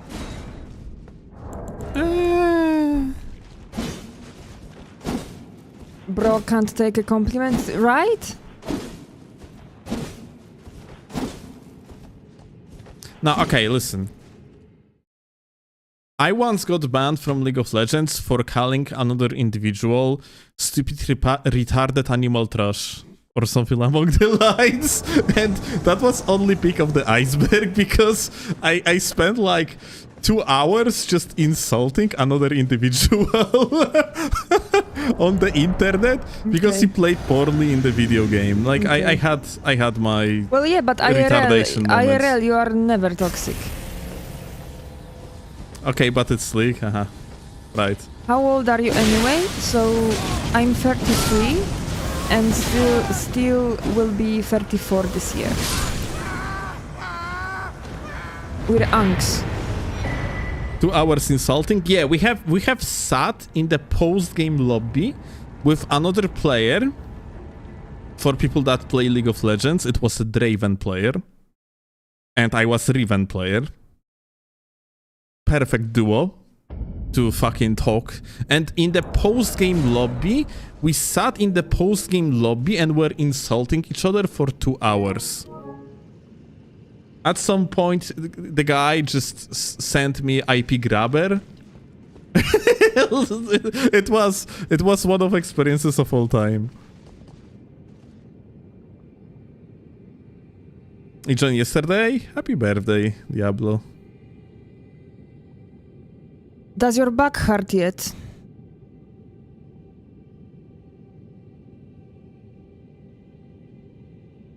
Was that a question to me? No, to Chief Diablo. Ah, okay.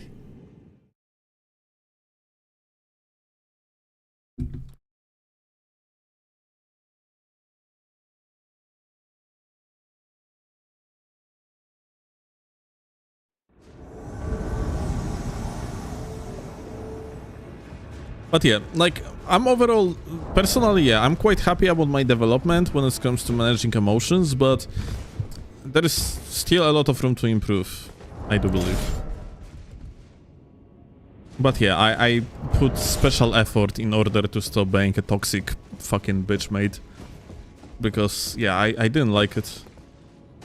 But yeah, it was hard. Like, working on yourself is overall hard.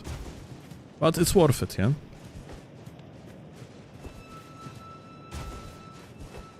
At least there is something at the end of the day that you can be proud of. Have you been to therapy ever? No. Kurwa.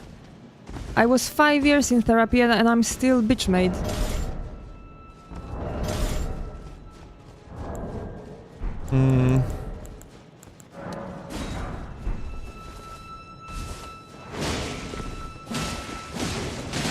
least you're less bitch mate? Yeah, I think that I'm not sure, honestly. I think therapy actually helped you though. Like, Yeah, I mean, I'm getting more and more bitter the older I am.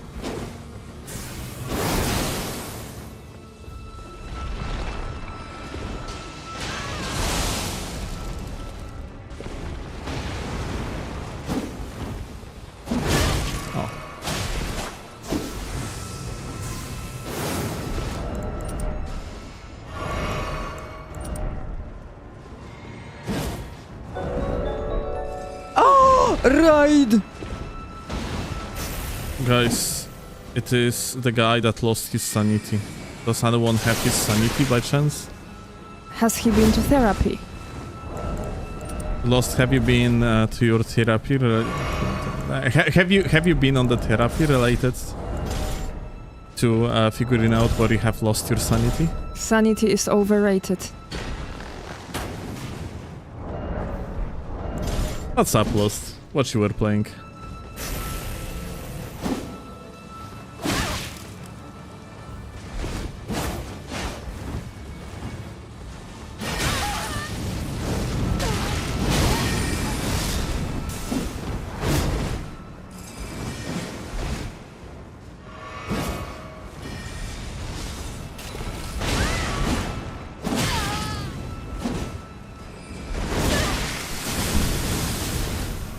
Lol. We take physics. Huh. How do I even approach it? These guys are... One of them's light roller, so I guess this...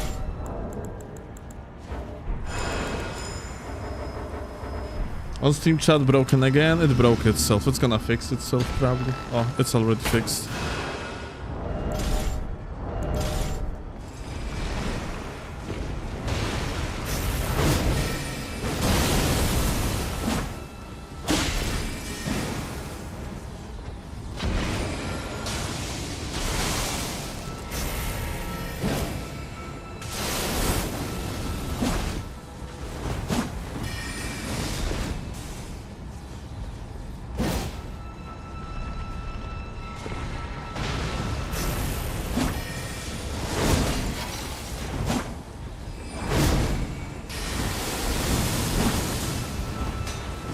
Dude, how am I supposed to fucking fight these guys?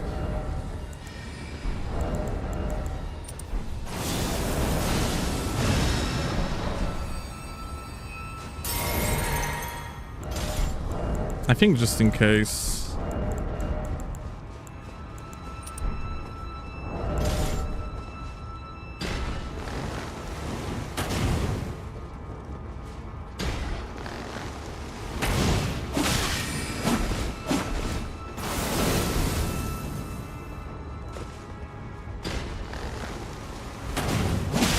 Dude, this light roll is fucking crazy. Because of light roll, I cannot like set up the arrow. Partially because of stairs too.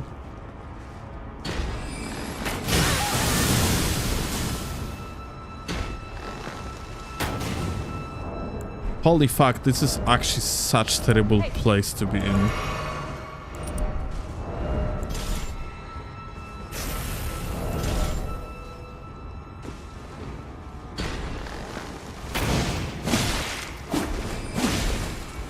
I swear to god, light rolls should be fucking removed for good from this game. Such a fucking retarded crutch. You cannot really actually aim that close, by the way.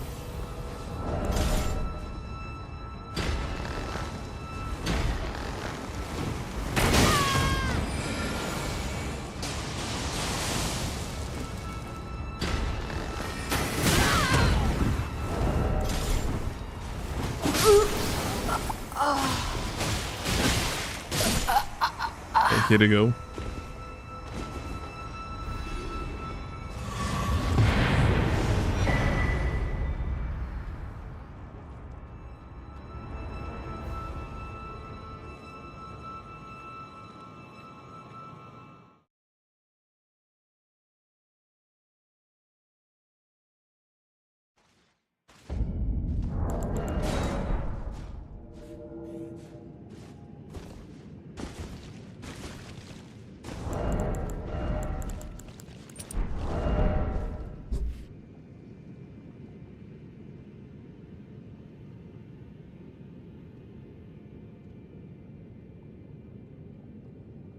It was a samurai ninja type finish. Do you think they are going to invite me to the samurai Discord or whatever it was?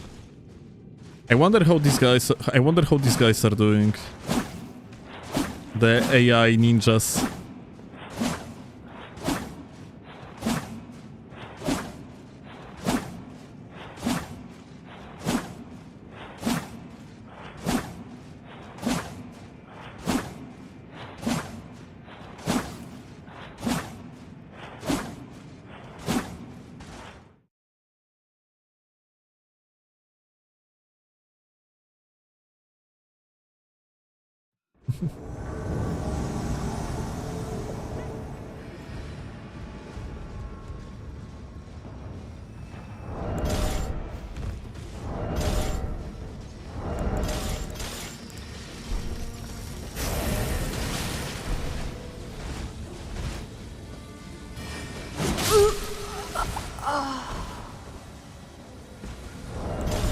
Stop.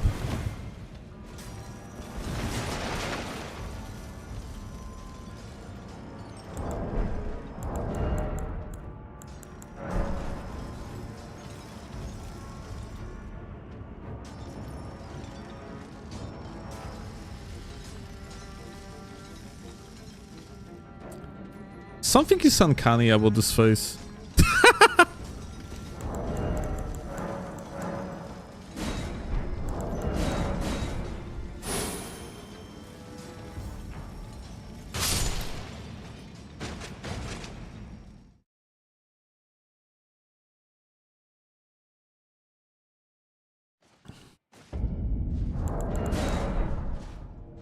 What was that, Vigor? Diablo, you don't understand. Absolutely no one needs to level up Vigor if they are good enough to dodge. Vigor is a crutch. Why would you want to level up Vigor when you can level up something else? And then do more damage.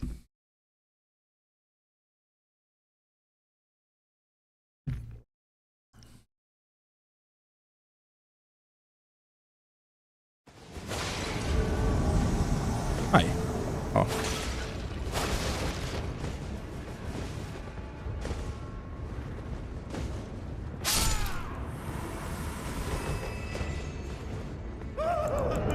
Okay.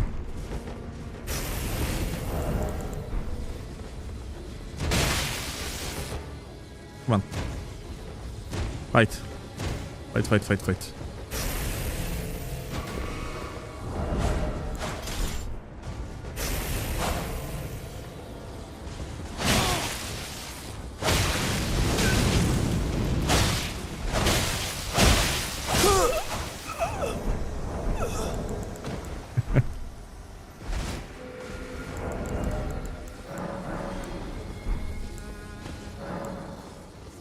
Where are you going?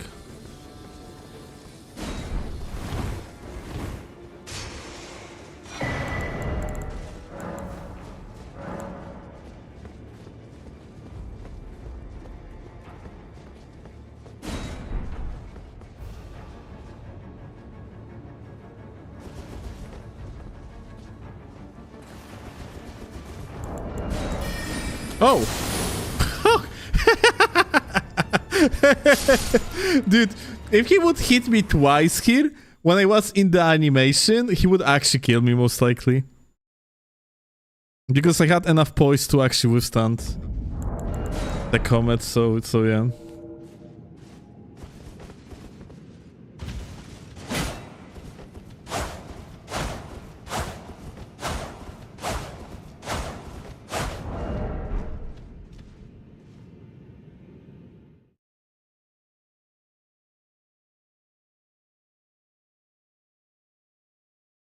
What's the best low vigor for PvP? 40, 20? I remember 20 being some sort of the soft cap. No. 40 is... 40 is the most... Like, there are like higher diminishing returns after 40 vigor. It's still worth to go above it, obviously.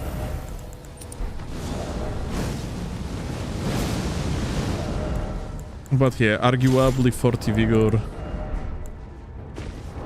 Going past 14 Vigor like gives you diminishing returns.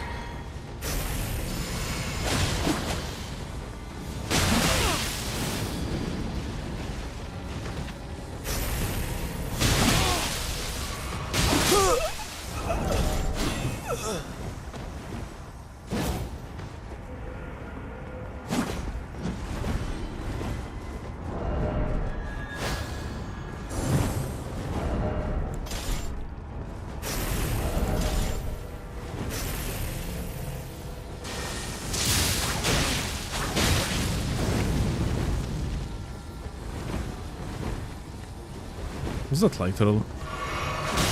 It is also light rolling.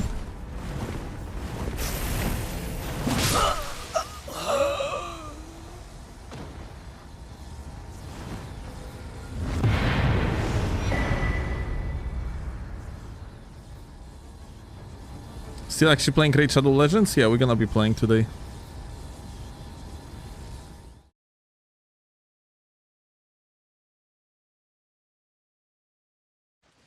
Since I got extremely little experience PvP, I think I will start with some Vigor, so I can learn weapons. No, my goat. Listen. On low levels, you barely have any scaling out of weapons, so Vigor and Endurance is the only thing that you're supposed to be bothered about when you are making like a low level build.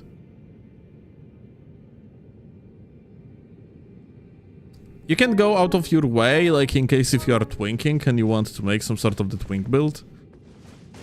But if you don't want to cheese and you just generally want to play like normal PvP, learn fundamentals, play like mechanically and not like in the way just so you're gonna like one-shot someone with the madness at level fucking 30, then you definitely want to level up Vigor. Vigor is the most stat efficient attribute in early game.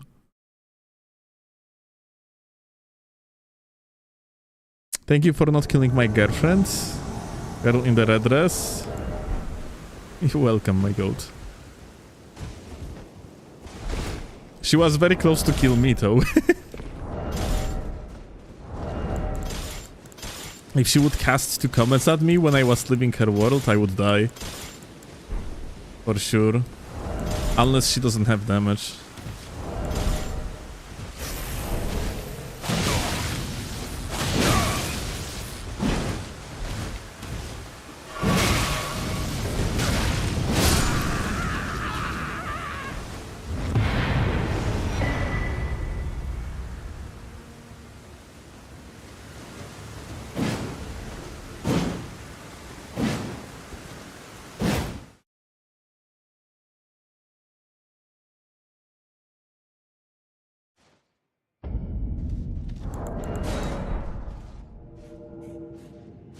Being slapped by bosses over and under 20 Vigor really makes a difference, of course.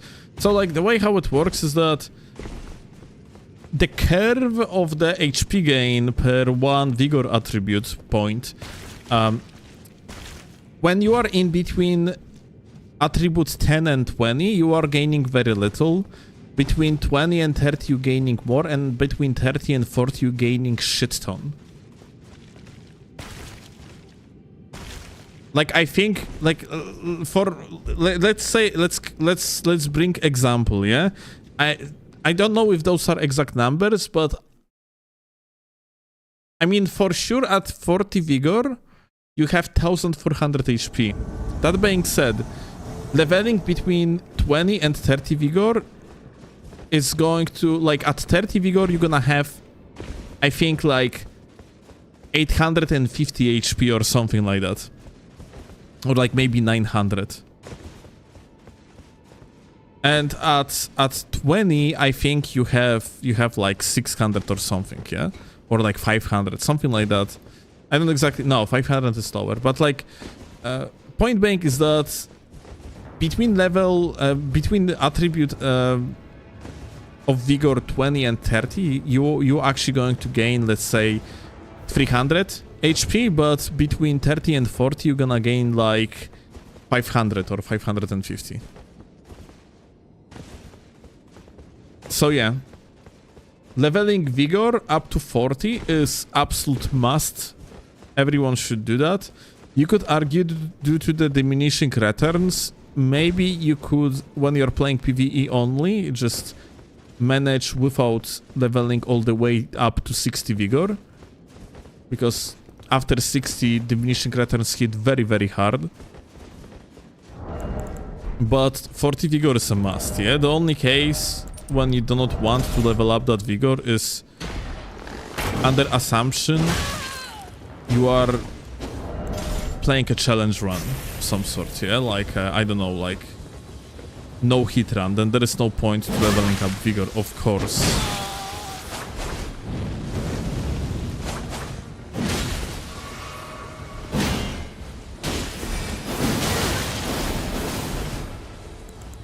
But in practically any other case, you fucking want to level up Vigor. If you are not leveling up Vigor, you're just... you're trolling, yeah?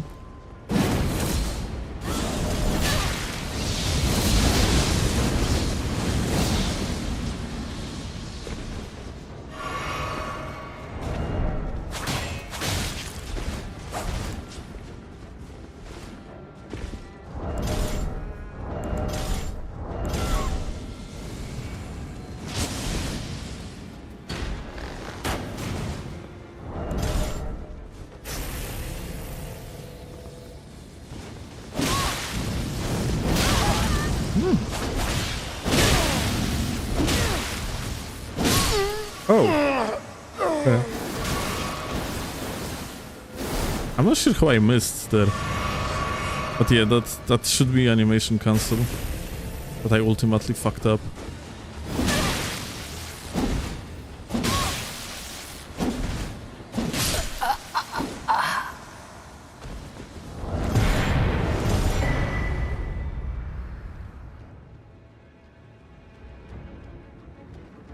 Yeah, ISIS.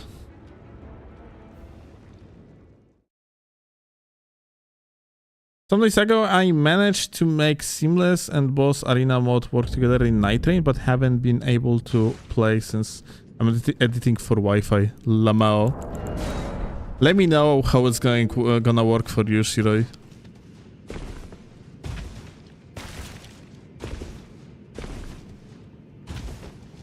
But it actually can be quite interesting experience to practice bosses for trios, yeah, with your team.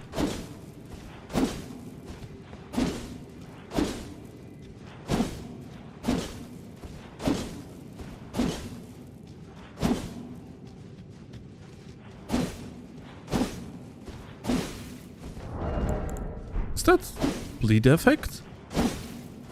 What the fuck? Why hitting mushrooms causing bleed effect? It's probably because... Nah, this cannot be. I wanted to say is maybe like the after hit effect is attached to the weapon, but no, definitely not.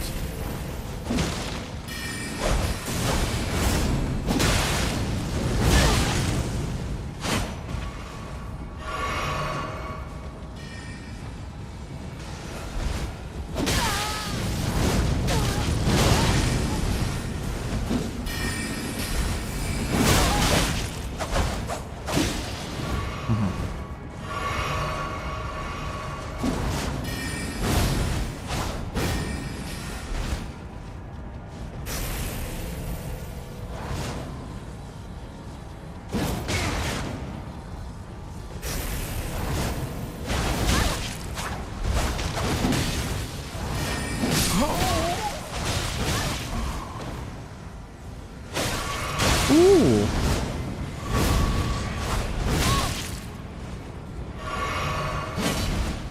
Daisy.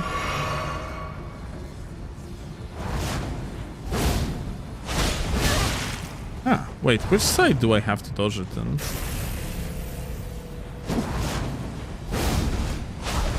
This way? Yeah. Yep.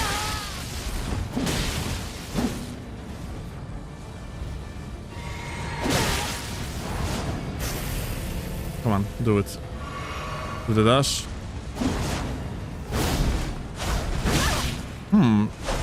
Still being hit, actually. Interesting.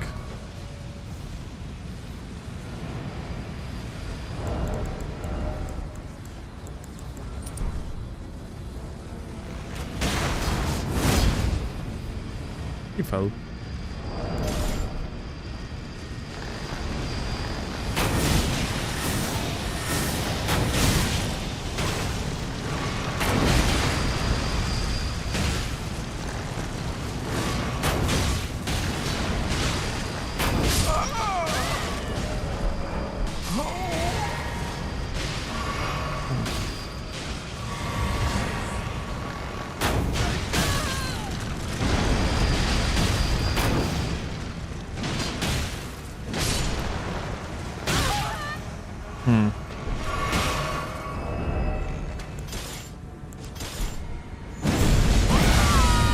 Go down, please.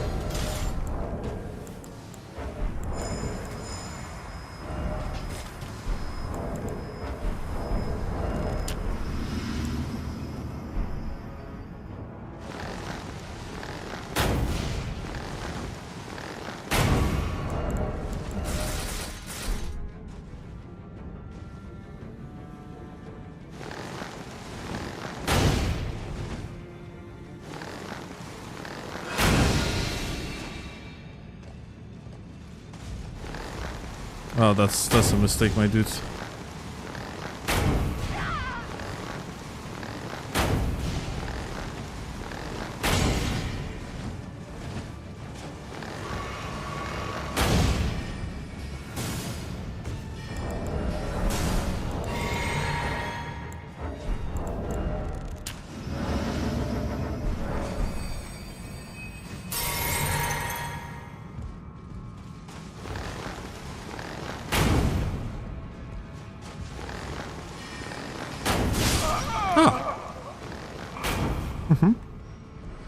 Well.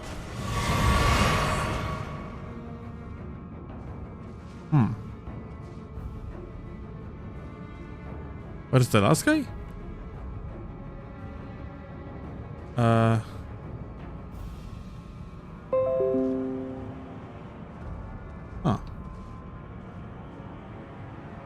Just in case, that sound effect was on my PC, guys. So yeah, don't get spooked by some naughty.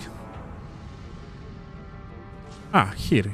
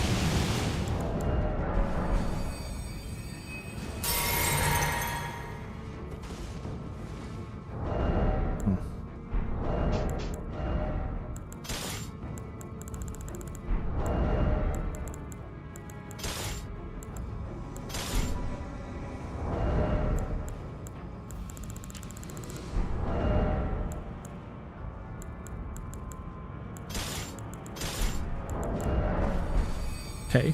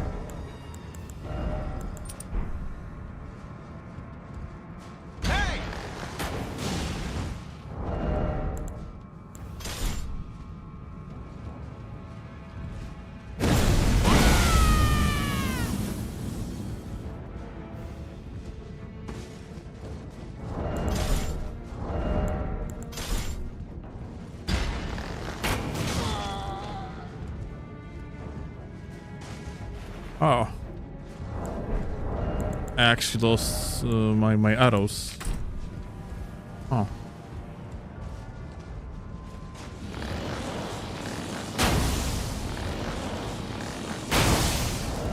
Okay.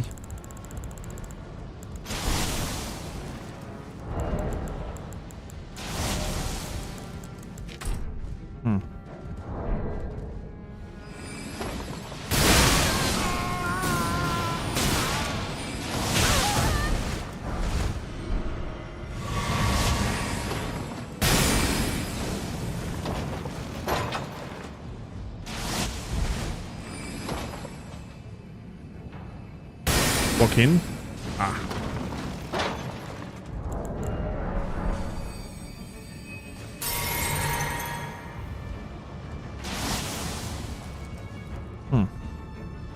Gamer went actually up. I didn't notice.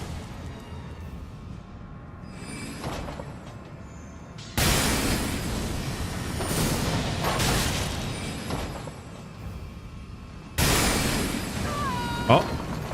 Oh. Back to square one.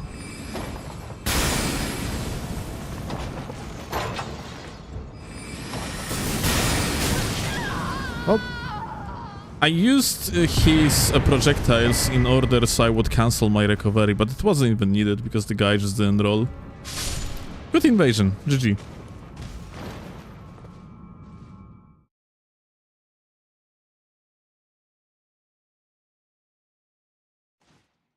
Someone fucking tell me that. I'm curious if you have ever experienced what it was like to be summoned as blue to help against invaders. If so, how was the experience? Did I ever help as a blue? I'm not sure if I did. Like, I think if I did, then I just simply, you know, jumped off some sort of fucking abyss, to some sort of abyss just to die and give the refill to invader.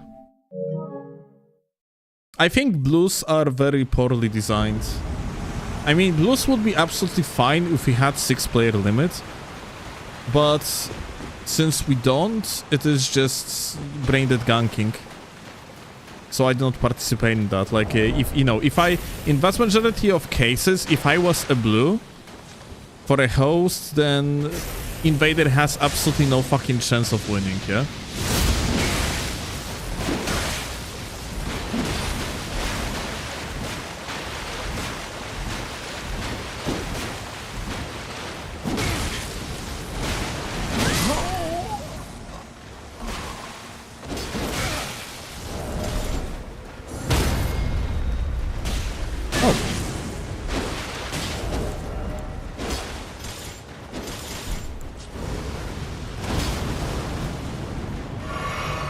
Unfortunate.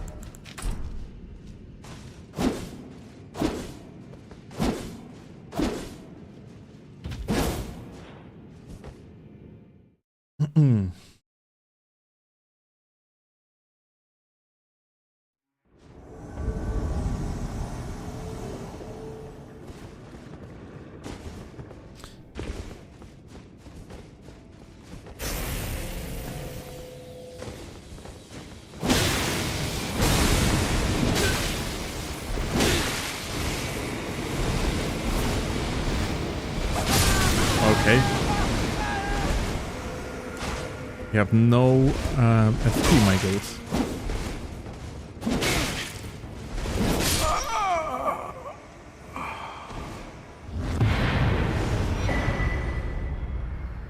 Many have many fight clubs yet in Elden Ring or only gangs? Fight clubbing in Elden Ring is kind of meh. Molly Kevin.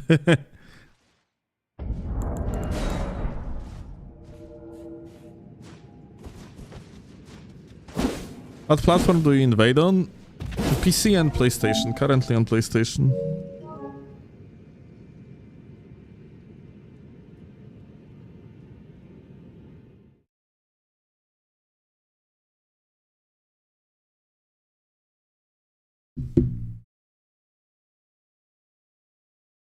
Can we sponsor Donger to level max? Oh, dude, if you want to make a deal, so like you're gonna send money and I will actually level max, I'm down for it, totally.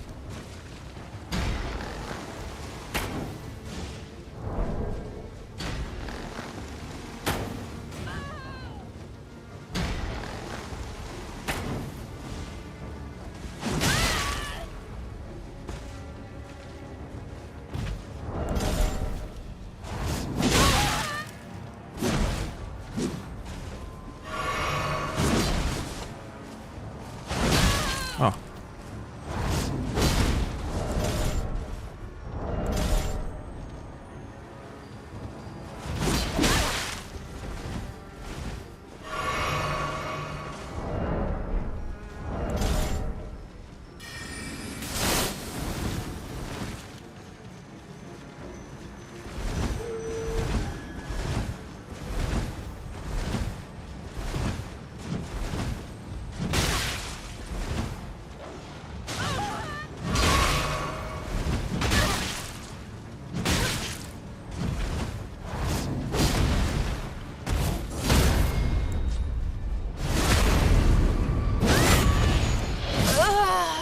Oh, the other guy died to the dog as well.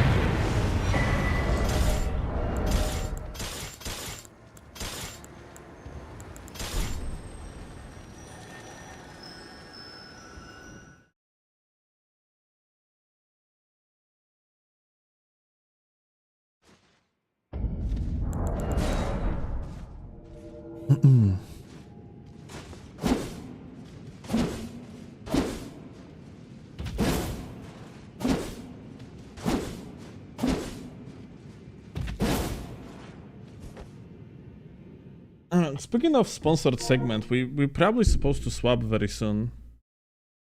We're gonna be, so just in case, yeah, for people that are not aware, today we're gonna be playing Raid Shadow Legends.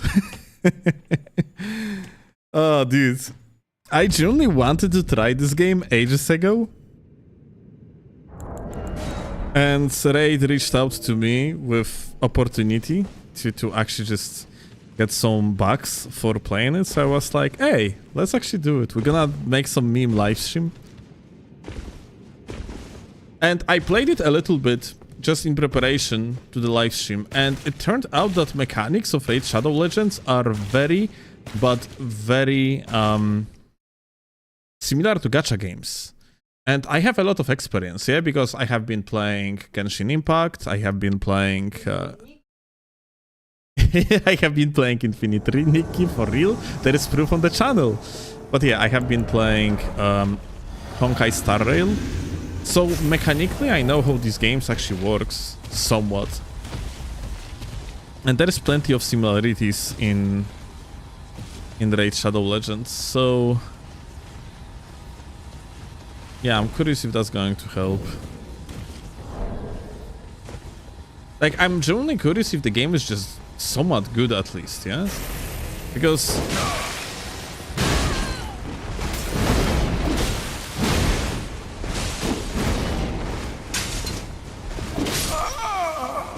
as if it is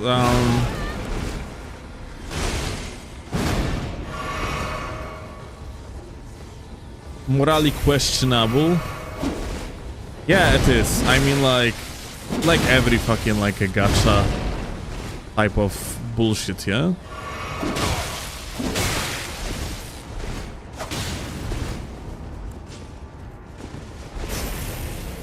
But people can just play without like spending a dime on this type of games. That's how I was usually playing gacha games.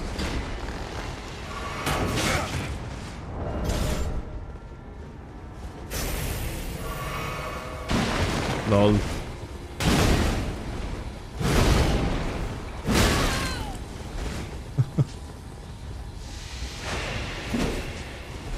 I try to not hit blue.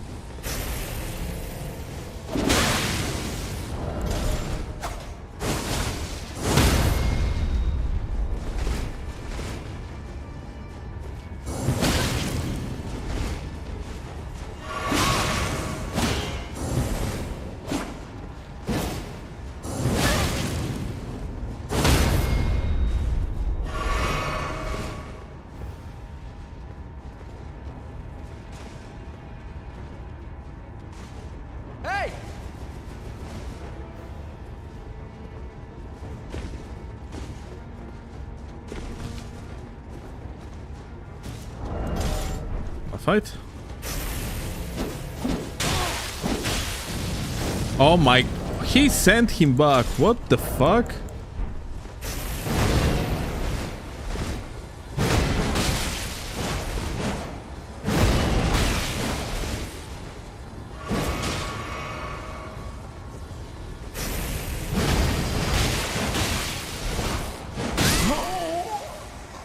Disgusting.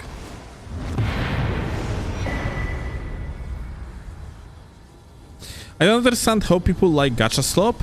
Shiroi, Genshin Impact is unironically, mechanically, one of my favorite games of all time. Like, depth of the game. So here is the thing. Gacha games must have interesting gameplay loop in order to keep you engaged with the game, because they rely on you playing them for years.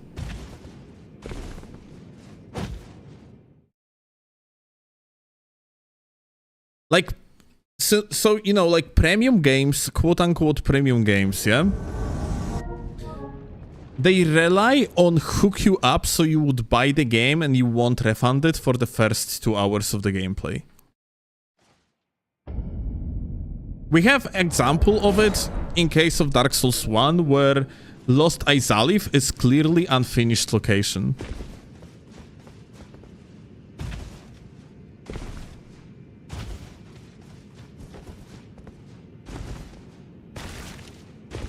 So yeah, like very often, in case of premium games, there is strong focus on initial hook, because you need to be sold a product in the first place, and everything else is going secondary. In case of gacha games, like service games, they are designed so you are being hooked from the very beginning till like for the next years ongoing, yeah?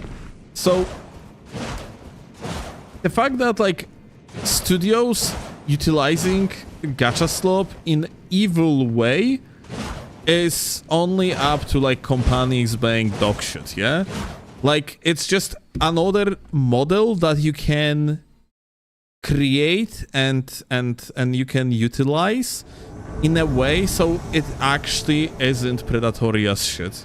It's just that it's easier to just do predatory shit, yeah? And therefore, like, stuff like Genshin Impact and another gacha is doing predatory shit, yeah? The problem with live service IMO is that they feel like second job. They do feel like second job because fucking dog shit companies are doing everything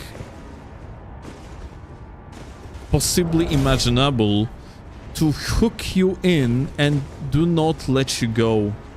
So you know, like there is, let's say, like you basically you're being starved out of content, you're being forced to log every single day, you have some sort of the fucking rewards that scale up the longer you're logging in, and so on and so forth, yeah?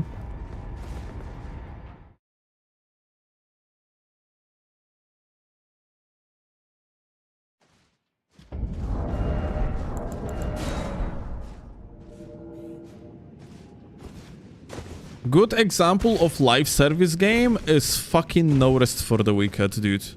That game is so good.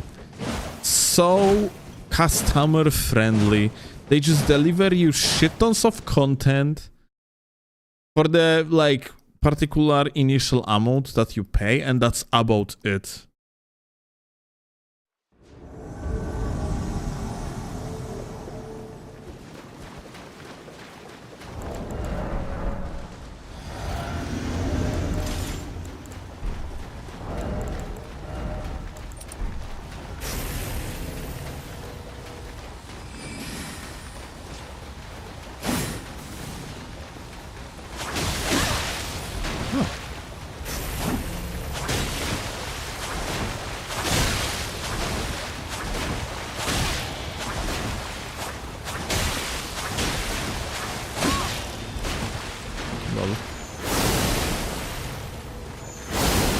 Lol.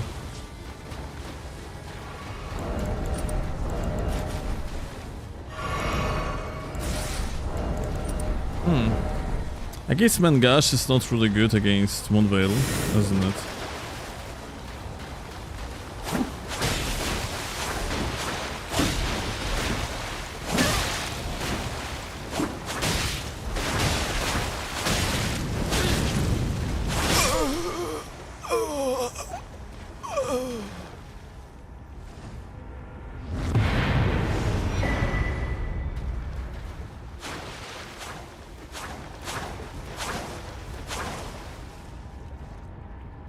But yeah, League of Legends, the way how League of Legends like does the live service for one, yeah? League of Legends has zero impact on the gameplay loop. Well, this is actually not true. Like there were some funny bugs related to skins, but League of Legends sells you skins that have zero impact on the gameplay loop at all. That's a proper way of approaching it.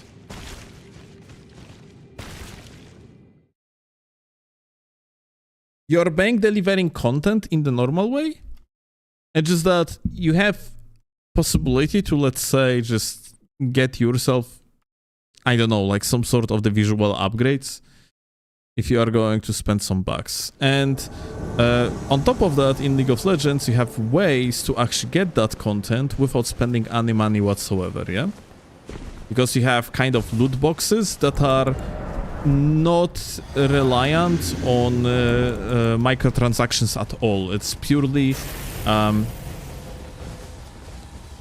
like a gameplay type of shit, yeah? You are playing video game and you are getting rewards for it.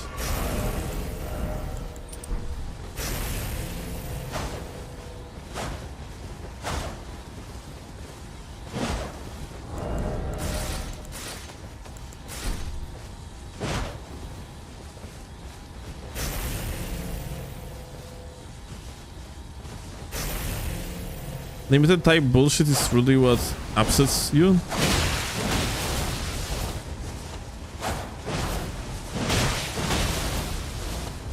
Understandable. BHS goat. Lol.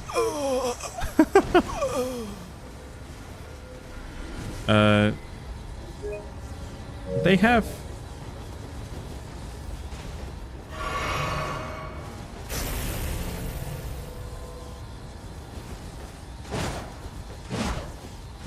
fighting? No, not fighting. Okay.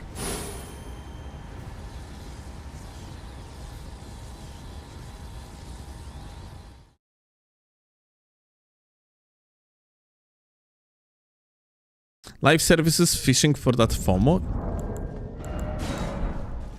So I would actually make a distinction between gacha and live service.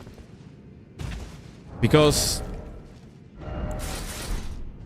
gacha model of monetization is based off gachapons, which are literally a fucking machines, IRL machines developed in Japan that are based on gambling your shit.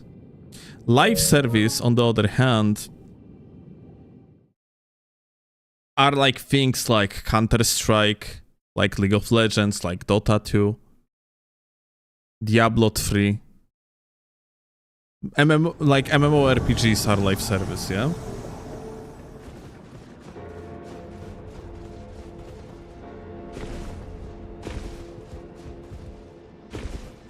Live service on its own, like, so every gacha game is live service, but not every live service is a gacha game, yeah?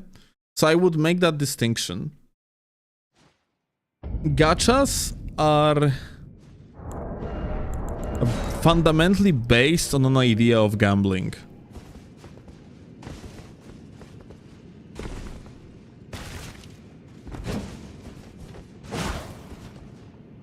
That's why I always, like, I am not a fan of gambling, but I think some gacha games are really fucking good. So that's why I always suggest everyone that plays gacha games to play them in such way that you do not spend a dime on them. I think this is the funniest way of playing gacha games, because usually indeed gacha games have actually good gameplay loop. Since, yeah, they have to, they need to have good gameplay loop, yeah? Otherwise, no one would be playing them. And you want to keep the player playing them for fucking, like, years onwards, yeah?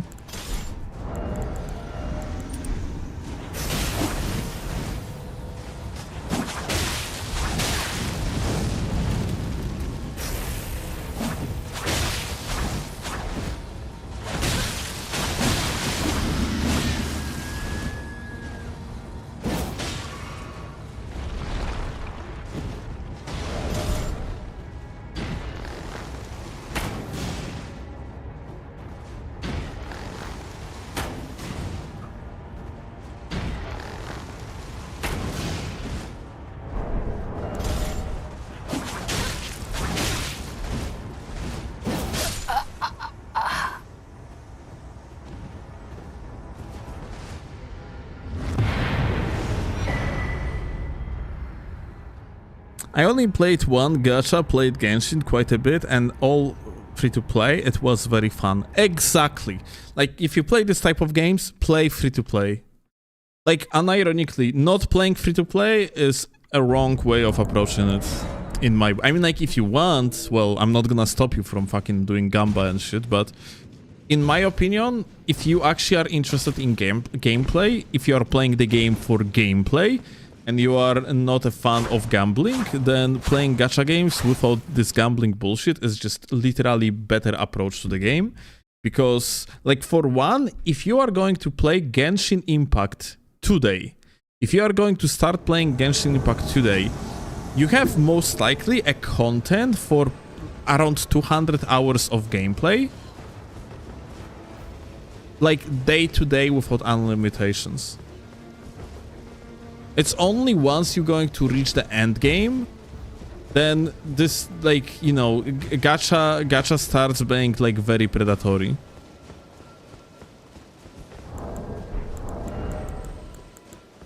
But usually until the moment you reached, you're gonna reach the end game, then yeah, you're probably chilling, yeah? The game is rewarding you with rewards that allow you to actively play the game.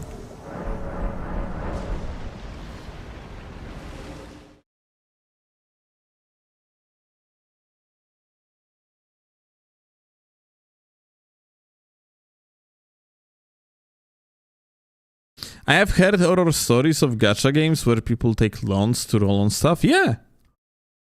Like, this is gambling. Gambling is also, like, fucking addictive. And you had, like, various different stories where, like, let's say, some sort of young lady would actually spend money out of the freaking credit card of their parents in the amount of $20,000 and just spend all of it on gacha characters.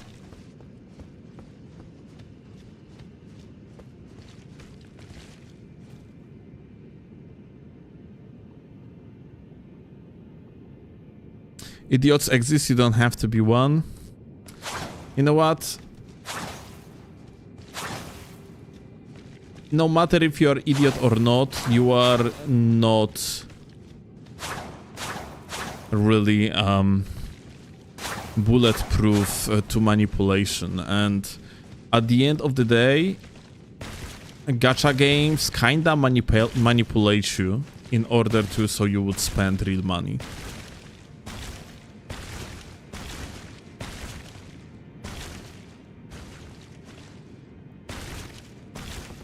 Like, for one, in Genshin Impact, literally new character mechanics are locked behind duplicates of particular character.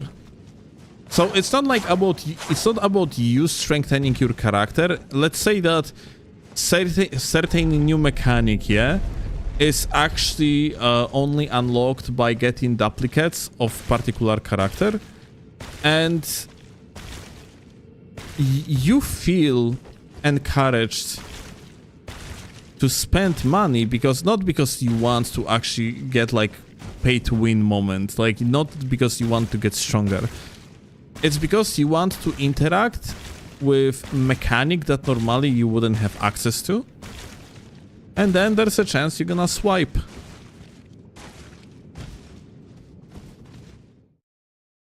Genshin is a bad case, it's pure pay to win. I dropped it because of that. I'm not sure how it is nowadays, but Genshin for the first 4 years or so was actually pretty decent when it comes to pay to win. In the meaning that the like earliest characters in the game got never power crept, and they were fucking like one of the strongest units in the game.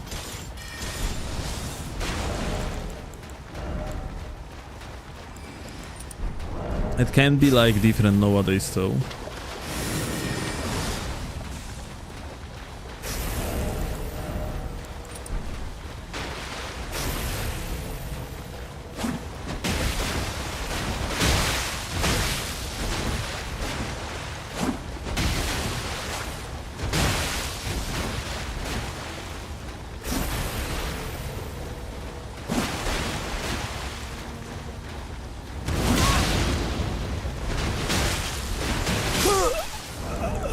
That R2 fucking staggered me? How?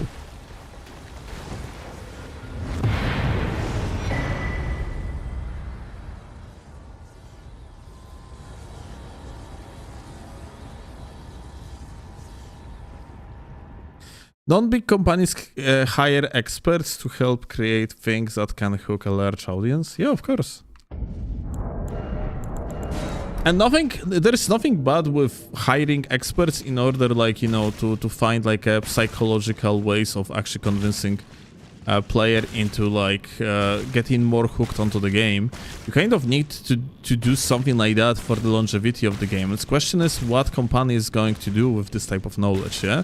If they are going to actually push you into direction of buying that fucking swimsuit of very hot anime girl in the video game, or are they going to actually just quote-unquote manipulate you in order to so you would actually engage in more advanced content, yeah?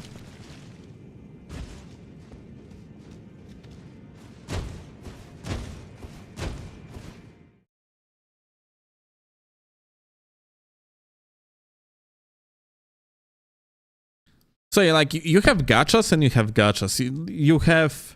I mean, like, gachas by default are actually definitely predatory though, yeah? Like, gachas per se is not exactly greatest example, yeah? But you have live services and you have live services, so...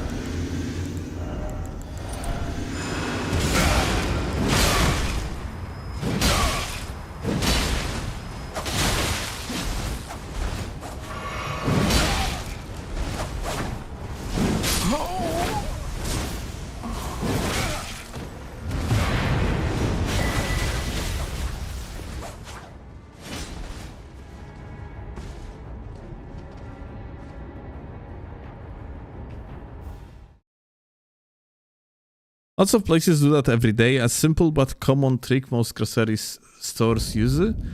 Put milk in the box since it's the most common good people buy, and they have to go through the whole store or baking things in the morning to draw people in the smell of freshly baked bread and cinnamon buns. You know what? That's very interesting because I actually thought that grocery stores put milk and the other like milk-like products because of the safety reasons.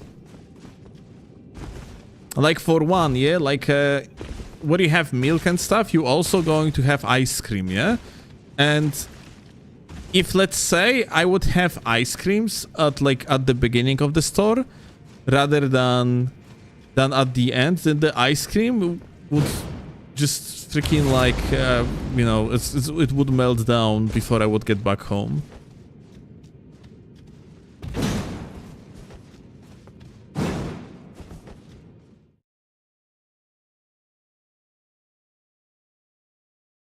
But yeah, like your approach also makes sense, yeah?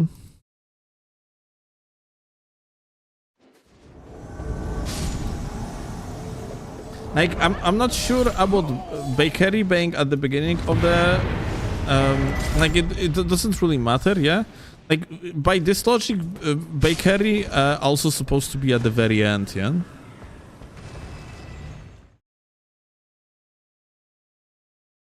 Staples, milk, bread, eggs, etc. are usually spread out as far apart as possible. Oh, in Polish shops, eggs and dairy are like next to each other. Like in the meaning that like let's say milk, yeah, and eggs are basically next to each other.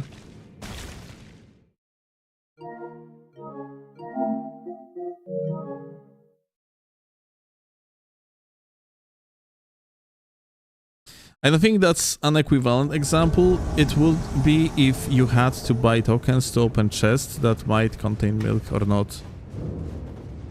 No. Like, what?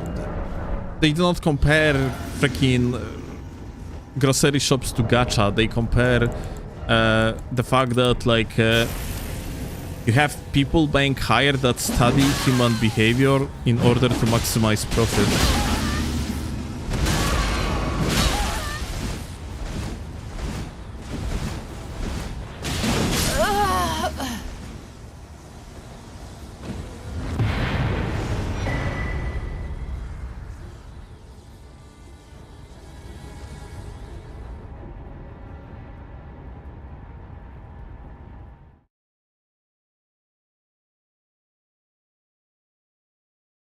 Milgax, vodka and cigarettes are all close together in Liurnia, for real.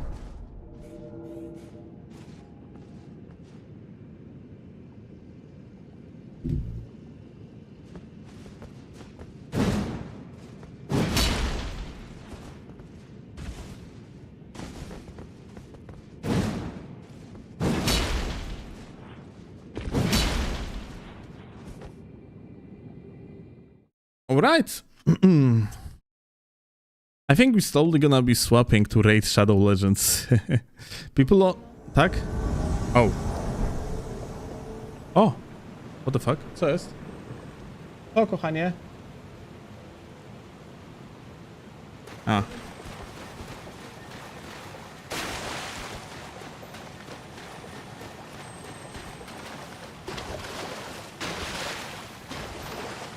Good spawn, for real.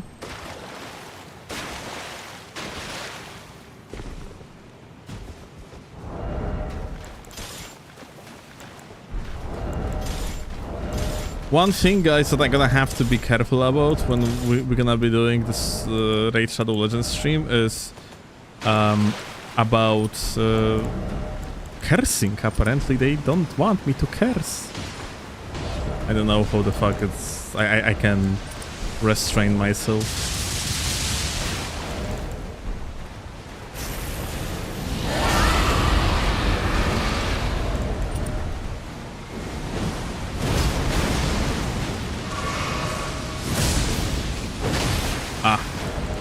I thought like maybe I'm gonna actually do full charge attack here.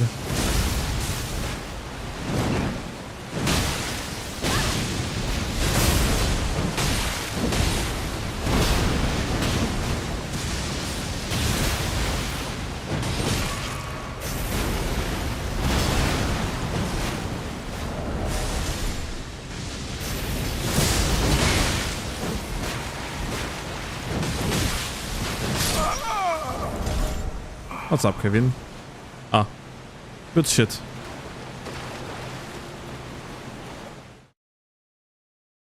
Who doesn't want you to curse? Company that gave me a brief for Raid Shadow Legends stream. That's about to happen now. So, as a matter of explanation, guys, for the rest of the live stream, I'm actually going to play Raid Shadow Legends, and that's going to be, in fact, a sponsored live stream. I have never played that game. I mean, I played a little bit ahead of live stream, but only, you know, to know what the fuck is that. They are actually going to pay me some money for that. So I would appreciate you to stay with me and meme a little bit. Maybe even try the game yourself. And for people on Twitch, you have to do nothing. People on YouTube, you are going to be automatically redirected to new live stream. That's what I'm gonna do. So just give me literally a second, and I'm gonna redirect viewers.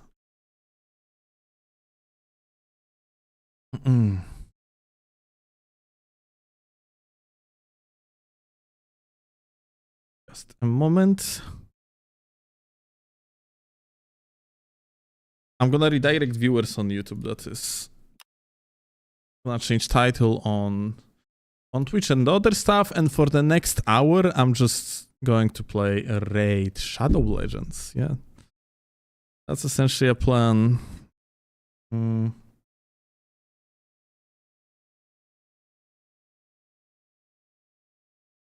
Let me actually do it.